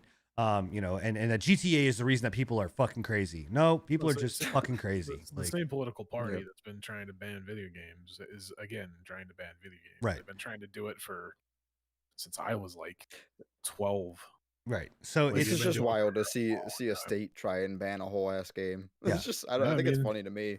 It's happened in the past. They've tried when GTA 3 was out. Illinois, I or like remember. another state. No, the other states. I don't know if it Oh. was necessarily Illinois, but when GTA 3 was first released, I remember a lot of states were calling for oh yeah, the game to be banned. yeah, that and a lot of the sex and stuff like that was in the game. Like Yeah. they were just like, it's gonna affect our youth, and it's like, no, it's not. It's really not. And again, a lot of the stuff that shows, you know, like Chad is saying, you know, there are data points that show that actually video games are an outlet, and it allows people to, you know, get a lot of this stuff out and frustration out or whatever else. So do you want someone to just go and carjack somebody inside a video game, or would you rather have them fucking go out and carjack somebody in real life? You know what I mean? Right. So like, you know, it's Hey, he's back. shh, don't talk about him. Stop talking about Siege. It's okay. All right. Siege is a great game, by the way. It's phenomenal. And actually that's what Illinois should be trying to ban, because if they really want to talk about violent crimes, you put somebody in front of Siege, they're going to go out and probably murder somebody. I'm just saying, the game is Statistically Just proven. kidding. Just kidding. but Bill, did you want to put your Yeah, 2 cents here on He kind of pushed the GTA thing right as you left. yeah, I didn't know this was your thing. What? Oh my god. What? GTA getting banned in Illinois for carjacking. Yeah, go. What all's been covered already? Just go. We were We just just kind of talked going about- over our opinion yeah, on like- everything. Oh, it's I have no not gonna fucking go clue what's going on. It's not gonna go anywhere. So yeah, they're trying to. Some old dude boomer up in corporate government bullshit is like, yeah, let's scapegoat video games again, even though it's already been deemed unconstitutional to attack video games for this kind of thing, because there's no link to any of these crimes being linked to any of these video games, and blah blah blah blah blah. It's protected under the First Amendment, and Yeah. it's all just really dumb. It's all just really dumb. Like, So Yeah. have fact they that actually pushed a bill forward, or are they just trying to? they've pushed a bill forward. Well, have It's they? gonna get Really? it's gonna get shot down by the courts because course it's it will. unconstitutional. Yeah. Yeah. It's just it's silly. I was going over it with them prior. Like, this is the same bullshit that's been happening since I was like 12. Yeah, With it started, fucking, like, it started Rand with Mortal Paul and Kombat. shit. Well, it started. Al It Gore. started before Mortal Kombat, because it was with GTA 3. No. It was, what's that? Night Trap. Night Trap was the first game to have. Oh, that's right, because of the Yeah. girls getting like Yeah. kidnapped and all that stuff. I specifically remember in my age, it was GTA 3. There was Postal. I don't know if you guys remember. Yeah, I Postal. remember Postal. Yeah. Yeah. Fucking Postal Postal was a big deal. huge one back in my day, because of the shit that Manhunt. you could do in Postal. Manhunt. Yep. Mhm. Manhunt was one of them. But no, so it Gears started. of War for a little while too. They It- they said Gears of War was too violent. As It well. started with Night Trap, and then it went into it went into Mortal Kombat with Sega. And actually Nintendo got in some heated water over their blaster, because it was too fucking. They said it was too realistic of a gun. It's like, are you fucking kidding me? Look what we have now. Right? Yeah. And Yeah. this was all before it was, ESRB like, and all that before kind of stuff. Yeah. Yeah, this was all before video games were actually put under the First Amendment Yeah. protection. And then then they created the ESRB, and then on the ESRB it went up to just mature. They didn't have AO, and then when games started coming out that were like on the more AO side of things, and they added AO, Risky. but they were still limited. Like But the one we checked out today. Yes. Are you guys playing Honey Pop too? No, No. bro. Oh, go boy. look. Even What was that? worse. What was that called? Something succubus. What the fuck was that I called? I Oh. don't remember. You never sent me. It was like Moonlit Succubus. It's or something something like succubus. Go look up succubus on Steam. Send Let me that tell to you me something. later, please. No. don't do it if you're under the age of 18. Yeah, if you're under the age of 18, do not go. But to be fair, if you all are of our under stuff the age of says. 18, why are you listening to our podcast? It's Yeah. over 18. So anyway, so yeah, so it's this is nuts. It's not going to pass. But there's a more important thing that I need to talk about. Bill, do you not like candied carrots? I don't like candy carrots. Fuck that shit. It's a Candy fucking carrots. lie. Oh my god, dude, candied carrots and like yams are fucking amazing. The texture is horrendous. It's like I would rather have yams if I'm going for a sweet like vegetable type dessert type thing. It's Oh it's wait, a is that lie. just sweet carrots? It's Well, like no, brown they're- sugar, yeah, brown they sugar buttered carrots. Oh yeah. Oh, I love. Oh that. my I God, just call they're it so sweet good. carrots. They're actually the worst thing ever. They're I'm a with vegetable you. lie. I'm with you on that one there, Bill. No, I love sweet They're carrots. trying to sell I don't like the themselves as a marshmallow candy, stuff, and they're though. not fucking candy. I can't do yams, man. Like, Oh my god, dude, you guys are missing out, dude. yams. Fucking, I love Nah. it. Oh my god, Texture dude. thing. you I give do me. just love when- a sweet potato. I will say I love a No, sweet no, potato. I can't do sweet potato. Oh, They made me my- sick. dude, I love them. Makes me sick. Give me a fucking like sweet potato or yam or a candied carrot casserole. Fuck, dude. I don't like cooked That's or some- candied carrots, Jake. God. It's Well, by the way, welcome to Pre-Patch Food Wars. Yeah. Well, we had Yeah, fantasy we're- cast. Oh, I like this. Let's We- get on the topic of food wars. we had Final Fantasy let's cast. not. Now we're doing the cooking part of the segment of the show. Well, running into our last topic, and actually, holy fuck, we may actually end on time tonight. This is crazy. By the get way, your questions Get ready your for the end questions of the ready. cast, by the Yeah. way. Yeah. I was going to type that. get yourself ready for any type of questions or comments that you want to put in the chat. Please have it pertain to what we were talking about, preferably. So PS5 had their state of play today. Oh yeah. And so thoughts. I have some. Obviously, I'm an opinionated piece of shit, so I have my opinion. I'm gonna be real and say I didn't fucking watch it, so this is all on you guys. I don't think you missed much. I mean, Final Fantasy VII is getting a free PS5 upgrade along with its first DLC. It's going to be a Yuffie chapter, completely original content going forward with that. Since Yuffie in the original game wasn't found until you get outside of Midgar. Is in that a the free open update? world. The DLC? Yeah. I'm not 100% sure. It's very. I doubt couldn't it. find if I know the PS5 upgrade is, and they were like tying them together. As Right. That was what I thought so- it would be free, maybe. Yeah. So the Yuffie DLC is only PS5, so I think it might actually be connected with the PS5 free upgrade. They didn't give a price point for the DLC or anything. Wait, they just said when it was going to come out. Wait, they locked an entire content behind PlayStation 5 exclusivity. Yep. Yeah. You can't play. Good old Square You Enix. can't- Well done, Sony. Well done, Square Enix. You can't play Final Fantasy VII. It's what's it called? Final Fantasy VII Remake. It's not integrate, but it's something close. Do you know if Intergrade. Sorry, do you know intergrade. if it's exclusive like completely, or is it only exclusive for a timed exclusivity? No, the DLC is going to be completely PS5 exclusive. Wow, man. Wow. That's fucked, dude. yeah, that's shitty. Yeah. Yeah. Well, the PS. That's the hot water with it. Thanks, I Sony. will agree. I mean, That's it. Rightfully so. Yeah, no, it 100% is. But I do think it's interesting that they are adding like I said, Yuffie wasn't found until you get out of Midgar after the events of what is the first part of Final Fantasy VII have already been done. They're actually adding a chapter with her in it, and they're actually adding a completely new playable character. So the DLC is her and another dude. I don't know anything about him, but they are apparently working with Wutai. How does Wait, that? So is this all of Yuffie is being removed, or is this just like a separate DLC like story semblance or whatever you want to call it? Just this DLC. Is Okay, being- I thought you were saying that they were removing all of Yuffie and moving it to the PlayStation. I was like, are you fucking kidding me, dude? How are they? No. How are they Although retconning I the will story? say I don't foresee them doing Final Fantasy Remake Parts 2 and 3 with You don't think PS4 so? integration. I don't think so. I thought Are they so? How are they? First off, let me answer your question. No, I'm sorry, Chicken Boy. They did not talk about Halo Infinite in the PS5 state of play. That was I don't know why it wasn't talked about, but it wasn't talked about. It's really weird. Xbox didn't want to Never bring mind. have their discussion during PS5 state of play. Anyway, why are they gonna retcon their fucking story then? Because They already have.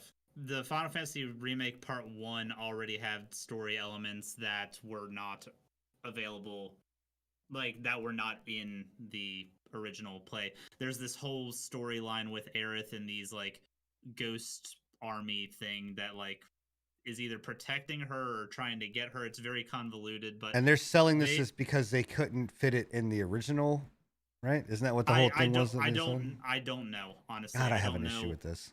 The whole they've already retconned the story. It might end the same. It might go down all the same like key points to Final Fantasy VII, but they have retconned all of that intermediate stuff. And honestly, I think that's one of the better parts of the remake. I enjoy the retcon stuff. None of it's been anything that I feel is bad. Yeah, we disagree on those, but that's okay. You don't even like these games. Like what games? Final Fantasy. You're full of 7. shit. Okay. I like Final Fantasy 7. I don't think it's the best Final Fantasy that's ever been made. Like I didn't like the original Final Fantasy 7, and I like this one. So but that's where my take is. I thought the original Final Fantasy 7 was a big dookie, but I have issues with the remake because of them changing the style, but that's just me being a purist versus I think we talked about that before. Yeah. I mean, I think the change to action combat. I'm in the minority in it. I understand. Like I'm not going to argue that point. But no, I think I thought it looked cool. And I thought that was a cool thing to add. And I disagree. Okay, so the Yuffie update is free with the PS5. At least that's a bonus. But it is only PS5. There's the kicker. Yep. That's awesome. So they showed the thing that I liked and what they showed. They showed Returnal. They showed actually a lot of gameplay around Returnal. Fuck is Returnal? So that is I'm turned off with how that game looks. Why? That actually like the style of the game. I like when I first saw that game, like the cinematic trailer and everything. I thought the game would work perfectly as like a slow-paced first-person shooter. Oh no, it's third person. It's like this fast-paced first or third-person shooter, and I'm like, this is that fucking. It's the one where you die. It's that you die and you reset and it's changed. I like the idea of it. Like the idea I think it's is cool. Yeah, so when I saw it, I actually really enjoyed. As much as I'm a first-person fan, I really love good third-person games. And seeing this and like the different elements and how like it showed like, okay, cool, when you die, it's not just like a normal roguelike. They're actually like the whole dungeon resets, the enemies reset, which is very much like Dead Cells and another type of roguelike games. But there's a lot of roguelike games that do this, that they don't reset everything. They go in like a Souls-like style, where it's just the same enemies in the same spot. You just have to learn the pattern. This is not that. I think it looked cool. I think if I owned a PS5, it would be one of the games I would be excited to play, and actually look forward to purchasing. Because from a lot of people that I'm hearing, a lot of people are just like, what the fuck is the point of me owning the system? Like, there's not, and I mean, to either system, what the fuck is the point of me owning any of these systems? You got the haptic feedback on the controller. Now, hold on. It is really fucking good. I will say they're adding that into the new Crash Bandicoot 4 thing or whatever else. And what they showed on that, I'm interested, like, I don't know, Bill, if you're gonna play it or not. I'm gonna play it. Like, I'm interested to see how that, because it has like, it talked about like different feedback for those things, and I have heard that the haptic feedback in the controllers is good, like or whatever else. But I don't know.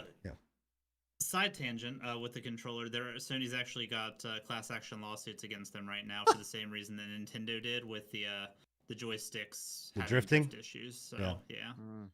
They got a class action lawsuit with who? Not sure. Can't remember. It's just a public class action lawsuit with for the controller drift issues. Nick was about to try to go buy a PS5 just so he can get in on that. No, I'm good. But I figure they'll settle the same way that Nintendo did with just free replacements on the controllers that have drift Well, issues. if I'm not mistaken, I think maybe it's Samsung. But they use the same. I think that's maybe it's Samsung I'm thinking of. But one of those companies uses the same fucking company for both of those parts. Like, that's why they're using the same company. Yeah. So, but it's I take that back. So it's the same company that they use for DualShock 4 and DualShock 3 joysticks.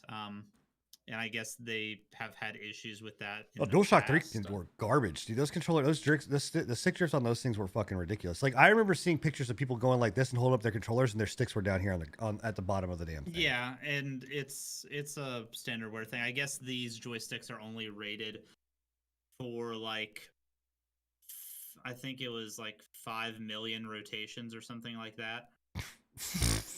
Jeez, that's not that much. Considering you take the joystick and that's a rotation by joystick. Any movement to the joystick counts as a rotation. That's crazy. Right. And you're doing that constantly. That's crazy. Yeah. But yeah, and then they also showed another game which was oh fuck.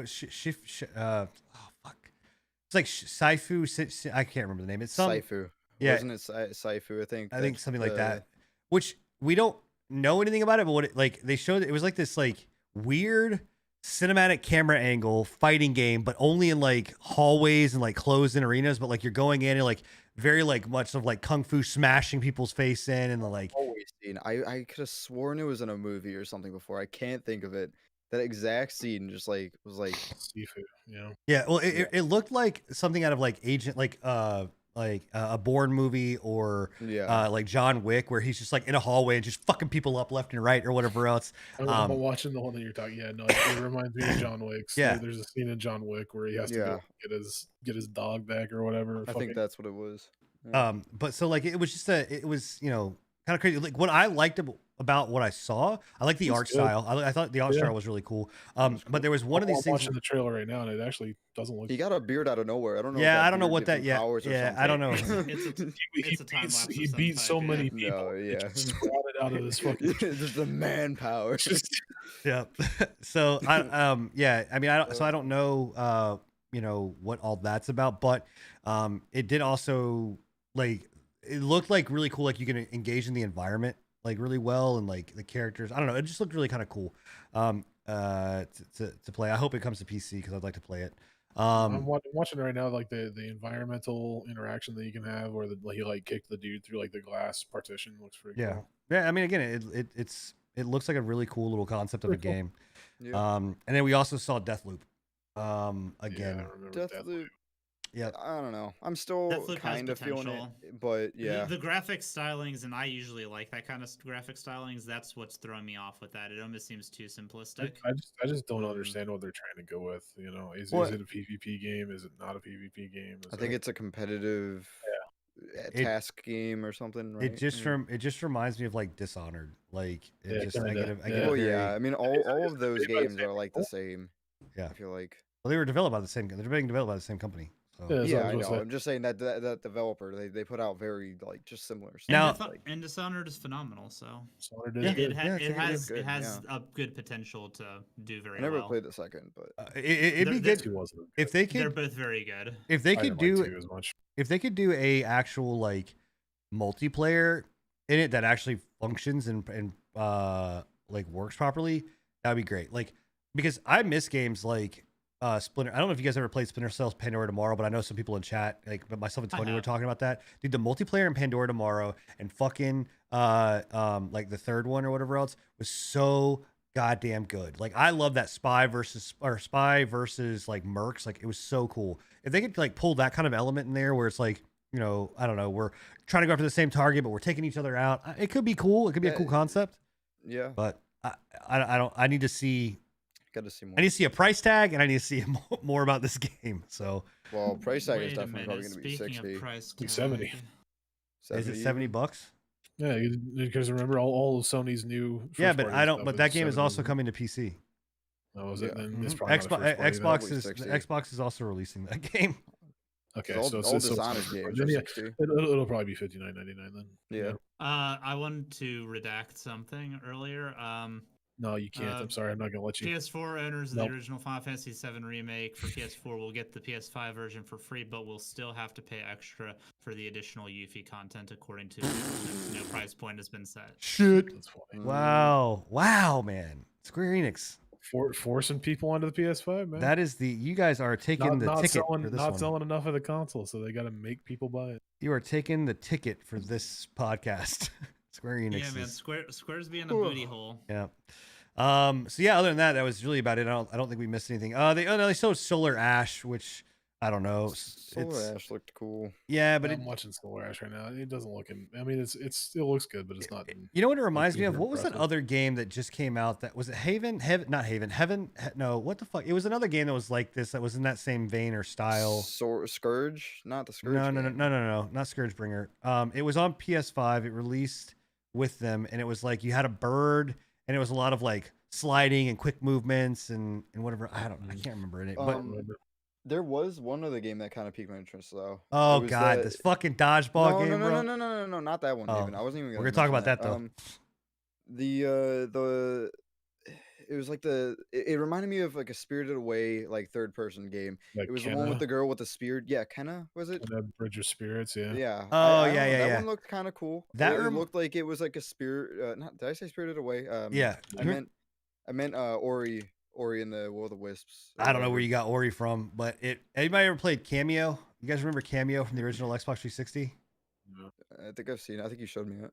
It looks legitimately like Cameo. Like it looks like No, a just like like a more the beautiful version of Cameo. spirity, like foresty vibe, and like the ancestors and whatnot. I don't know. Kind of Yeah. gave me a. Go Ori look up vibes. Cameo, and I'm gonna tell you right now that game looks just like Cameo. Like it, or it looks like it feels just like Cameo. So I don't know. Gee, if you want to talk about Knockout City, then talk out. Oh yeah, let's talk about Knockout City. 4 years to make a fucking dodgeball game. Let's talk Yeah, about I it. didn't know that. I don't 4 know. years. They said it in the only damn reason, thing. Like it kind of it piqued my interest is because I'm a fan of dodgeball and like that kind of thing, but it really I don't know. I like looked Vince at it Vaughn, too. more, and yeah, I don't think that it's it. It looks like what's Bleeding Edge kind of what happened to Bleeding Edge. It better be a free to play fucking But- game. I Like don't know, it just looked like a fun little knickknack kind of game. Watching the video that they got, it kind of reminds me of Plants vs Zombies almost. Yeah, You know, I don't like- know. Just like a mini game kind of game. If it's anything more than like $20, I probably wouldn't consider you. Jake, I got you. I know Cameo. I played Cameo. I played Cameo 1 and 2. So, yeah, I don't know about this game. I mean, you know what it, honest to God, what it reminds me of? It doesn't even remind me of fucking like Bleeding Edge. It reminds me of Splatoon. Like, Yeah, well, that's what people are comparing it to, Yep. like a Splatoon. Yeah. like in this like Yeah. goofy, weird fucking Splatoon. Or what was that rollerball game? What was that roller derby game? Nah, I don't know. You know what I'm talking about, though, right? Like it's Yeah. that roller. Didn't- It reminds me of that. Is this a Yeah. battle royale?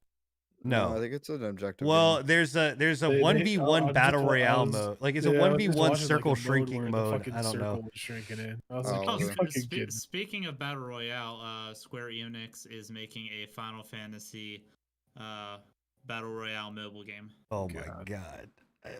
Set I'm in good. set in the Of course they are. and it's I'm good. called Raid Shadow Legends. I'm just kidding. That's, anyway, sad attempt at a joke that no one got or no one liked. Yeah, Final How- Fantasy how- 7 how- prequel mobile game. Yeah. I don't The know. first soldiers, where your soldier recruits fighting in a war. Yeah. Because that's what I've always wanted. You know. Mhm. So, anyway, yes, that's it. So I mean, I think that was it. That was all of that was on the state of play. I don't remember seeing anything much of else. I think if anything, Yeah. honestly, it just, here's the thing I'll say. I think that this just continues to show, like, I understand Bill bought a console, right? I understand. I'm not knocking him, but And I before you get into this, I got a thought while we were talking, and I genuinely don't. I do fault them, but I also understand where they're coming from. With at this point, they're wanting to push their titles and stuff for the next console. They don't want to be constantly having to backwards port things. I Yeah, yeah. understand them wanting to do that. Yeah. I was just But gonna say I don't think there's an. I think it just doesn't. It still shows it doesn't warrant buying these things yet. Like I just don't think there's enough out there. Yeah. There's not enough, like compared to what PS4 had on launch. Like, Well, I mean, I think. it's minuscule. Go ahead. Bill. This is still a better launch than PS4 had at launch, I think. Well, the I don't know. I don't know if I think PS4 had PS4 had a more lot of at least. games. I would say it's a better launch in the way of that the PS4 was buggy as shit when it first launched, and this one isn't. Yeah. Their network sucked. Yeah. But I just don't think that. I don't know. I think please wait. Like people are saying, oh, they're selling out. That doesn't mean if you only put one in stock and someone buys it, that doesn't their stock mean isn't there for the demand. Right. So, you know, I don't know. I don't think we've covered it as well. They came out recently saying that their Japanese markets, which I would believe should outsell the American console sales, given that it's a fucking Japanese console. I still think was it's the worst in a year. They're still selling out consoles everywhere. It's still impossible to get one. So. Yeah, but again, they're selling out consoles, but they're not filling the demand. Yeah, but you can sell out consoles if you put 3 consoles on a truck and ship it out, then you're still selling out the consoles. Right. You're not giving up the demand. This is still a sales ploy. It's still a marketing ploy. It's still. I mean, we saw it with Nintendo with the Wii. We saw it with the Switch. We've seen it with the 3DSs. We've seen it with Nintendo. Nintendo is notorious for this shit of doing the same thing. So yeah. So anyway, so that brings us to close, guys, and opening it up to the last part, which is our questions. And again, if you are not listening to us live, we open the last bit of the show to our chat to ask questions, and we go through and answer them. So it really behooves you guys, if you can, tune in at 10 p.m. Eastern, when we do these every other Thursday across all our channels. So yeah, Bill, I think you've got questions. I think you had the questions. Yeah, I had a couple questions. First one, what would be our reactions if the GTA 5 suit was successful and it was banned, and further, if it were banned in multiple states following this ban? Well, I live in. Oh, good. Do you think? I'm just going to kind of supplement it with. Do you think that? How do you think the gaming climate would change in regards to that going through? Which it's very slim chance that it ever would, but in a hypothetical world where the government redacts video games being protected under the Constitution, what would you say? It's a slippery slope at that point, Yeah, like they start banning GTA, which granted GTA 5 it's got its fucking spicy moments, but like honestly, in my opinion, it was one of the less fucking controversial GTAs in the past several. What would GTAs. Banning this do? Just like deny the sales of physical copies? Yeah, it would deny the sales of physical copies, and I guess if it'd also go forward into their next game. If they ban GTA 5, they can't sell GTA 6. Yeah, and I would assume it would make anybody who currently has access to it, they would have to void the purchase, void it off their console if you're found.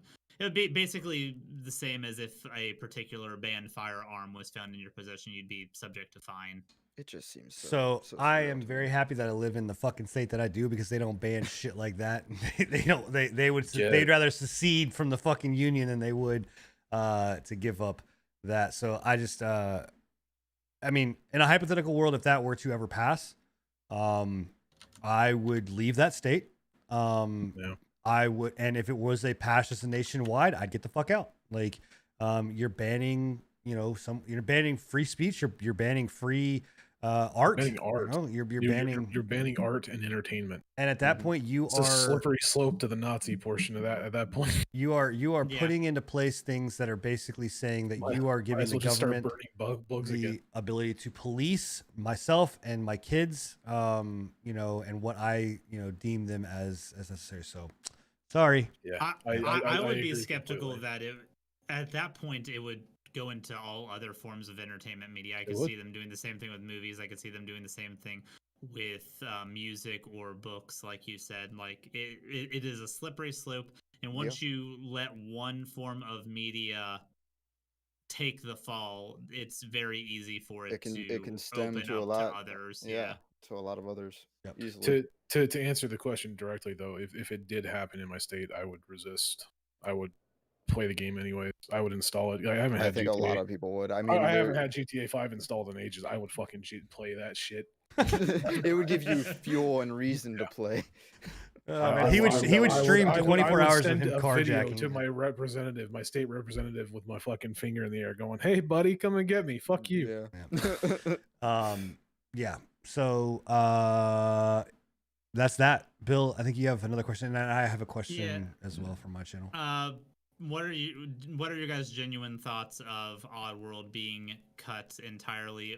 And I want to kind of also piggyback. Oh, wait. Odds of New World. No, New World. New right? World, sorry. Oh, yeah. I was like, Oddworld. When the fuck did we talk about Oddworld? Oddworld is a game coming out, by the way. It was in PlayStation 5. It is. It was in the state of play. Odds of New World getting cut, and I kind of want to piggyback on, if they do cut it, do you think it could be recycled into a different project, or do you think it'd just be DOA?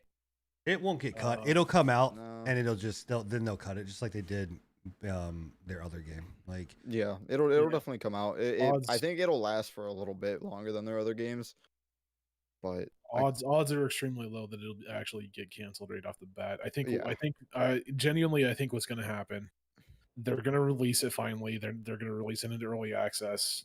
Maybe I don't know.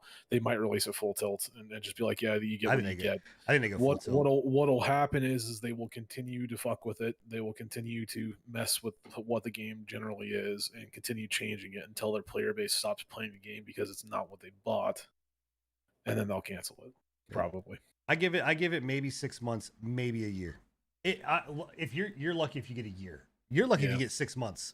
But I think you'll probably get maybe 6 months out of it, and they'll kill us. I think they've put so much time and investment into it that they'll give it a good shot. Mm-hmm.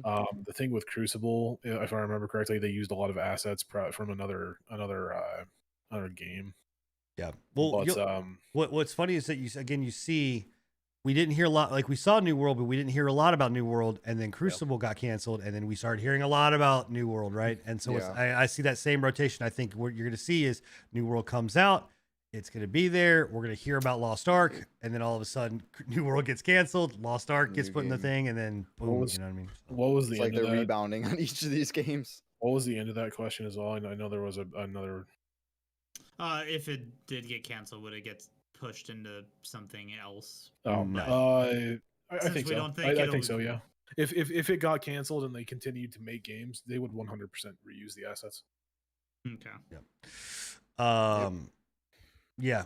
So I have a question that was asked, which is from Stevens. I actually have two questions. Stevens asks, what are each of you planning on playing in the near future?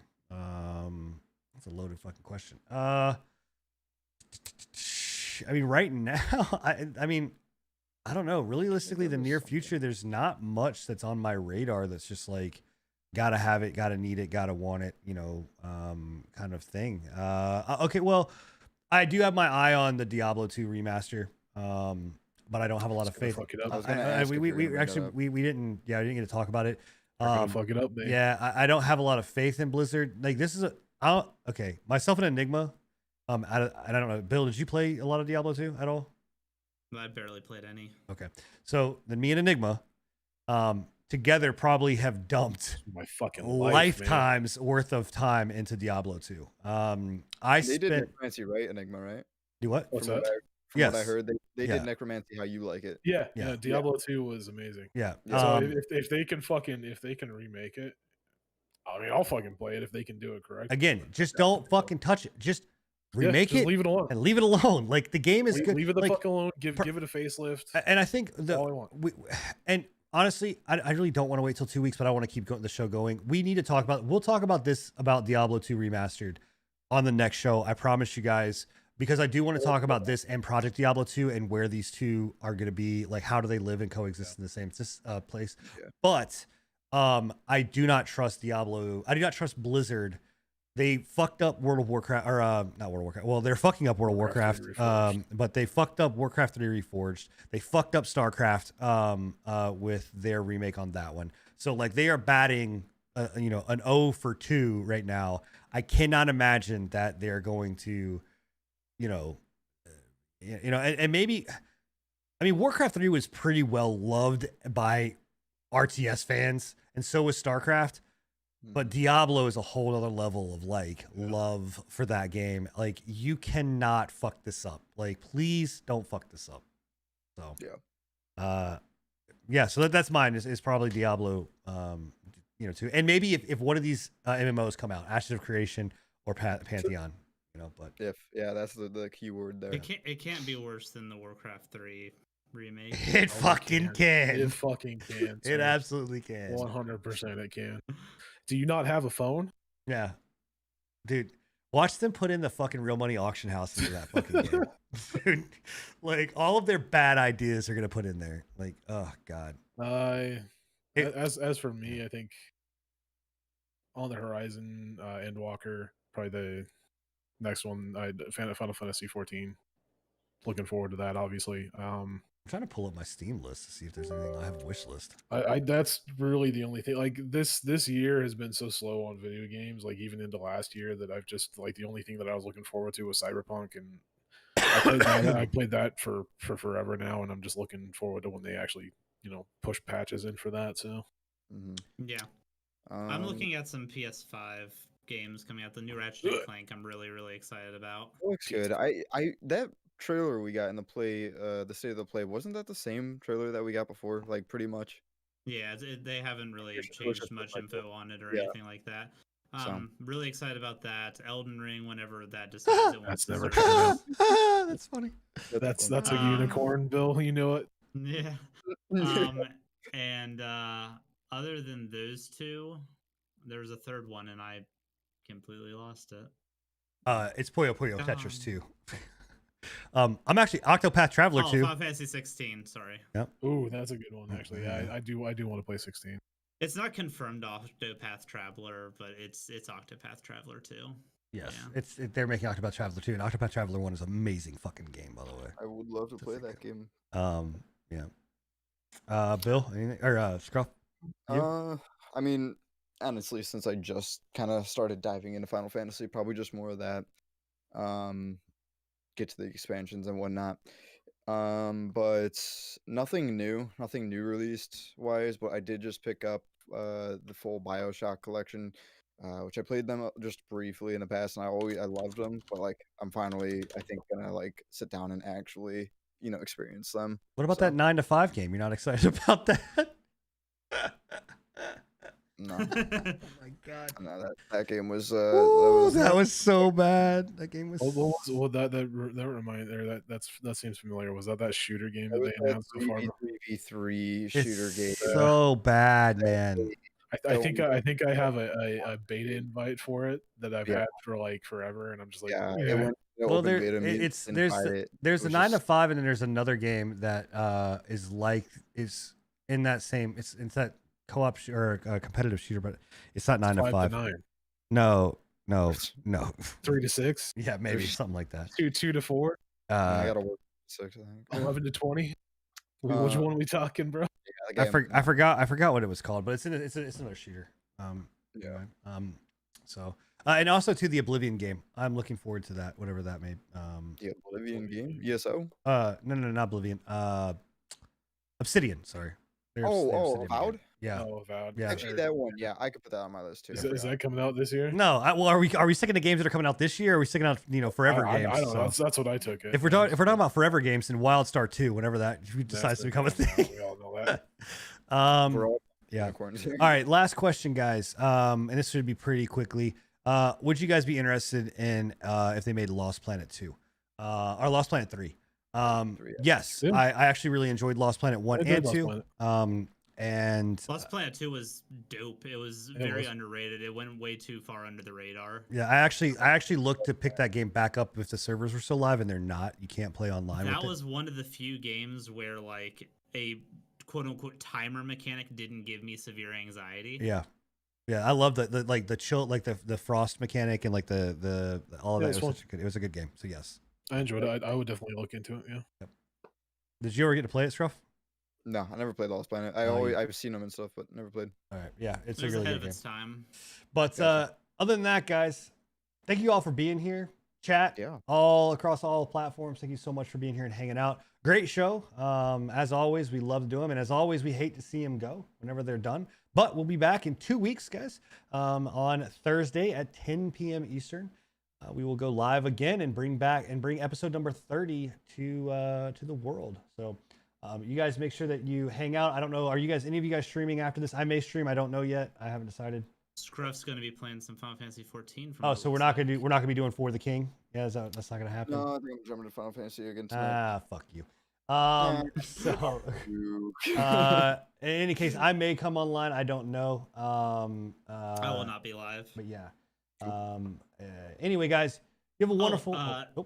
Tomorrow, Ark birthday stream for one of my community members. If anybody's interested in Ark, come by and wish him a happy birthday. We sung to him earlier, but there you go.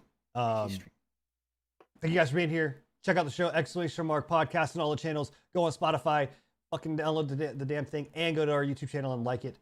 We will see you guys in 2 weeks. Bye. Deuces. Later.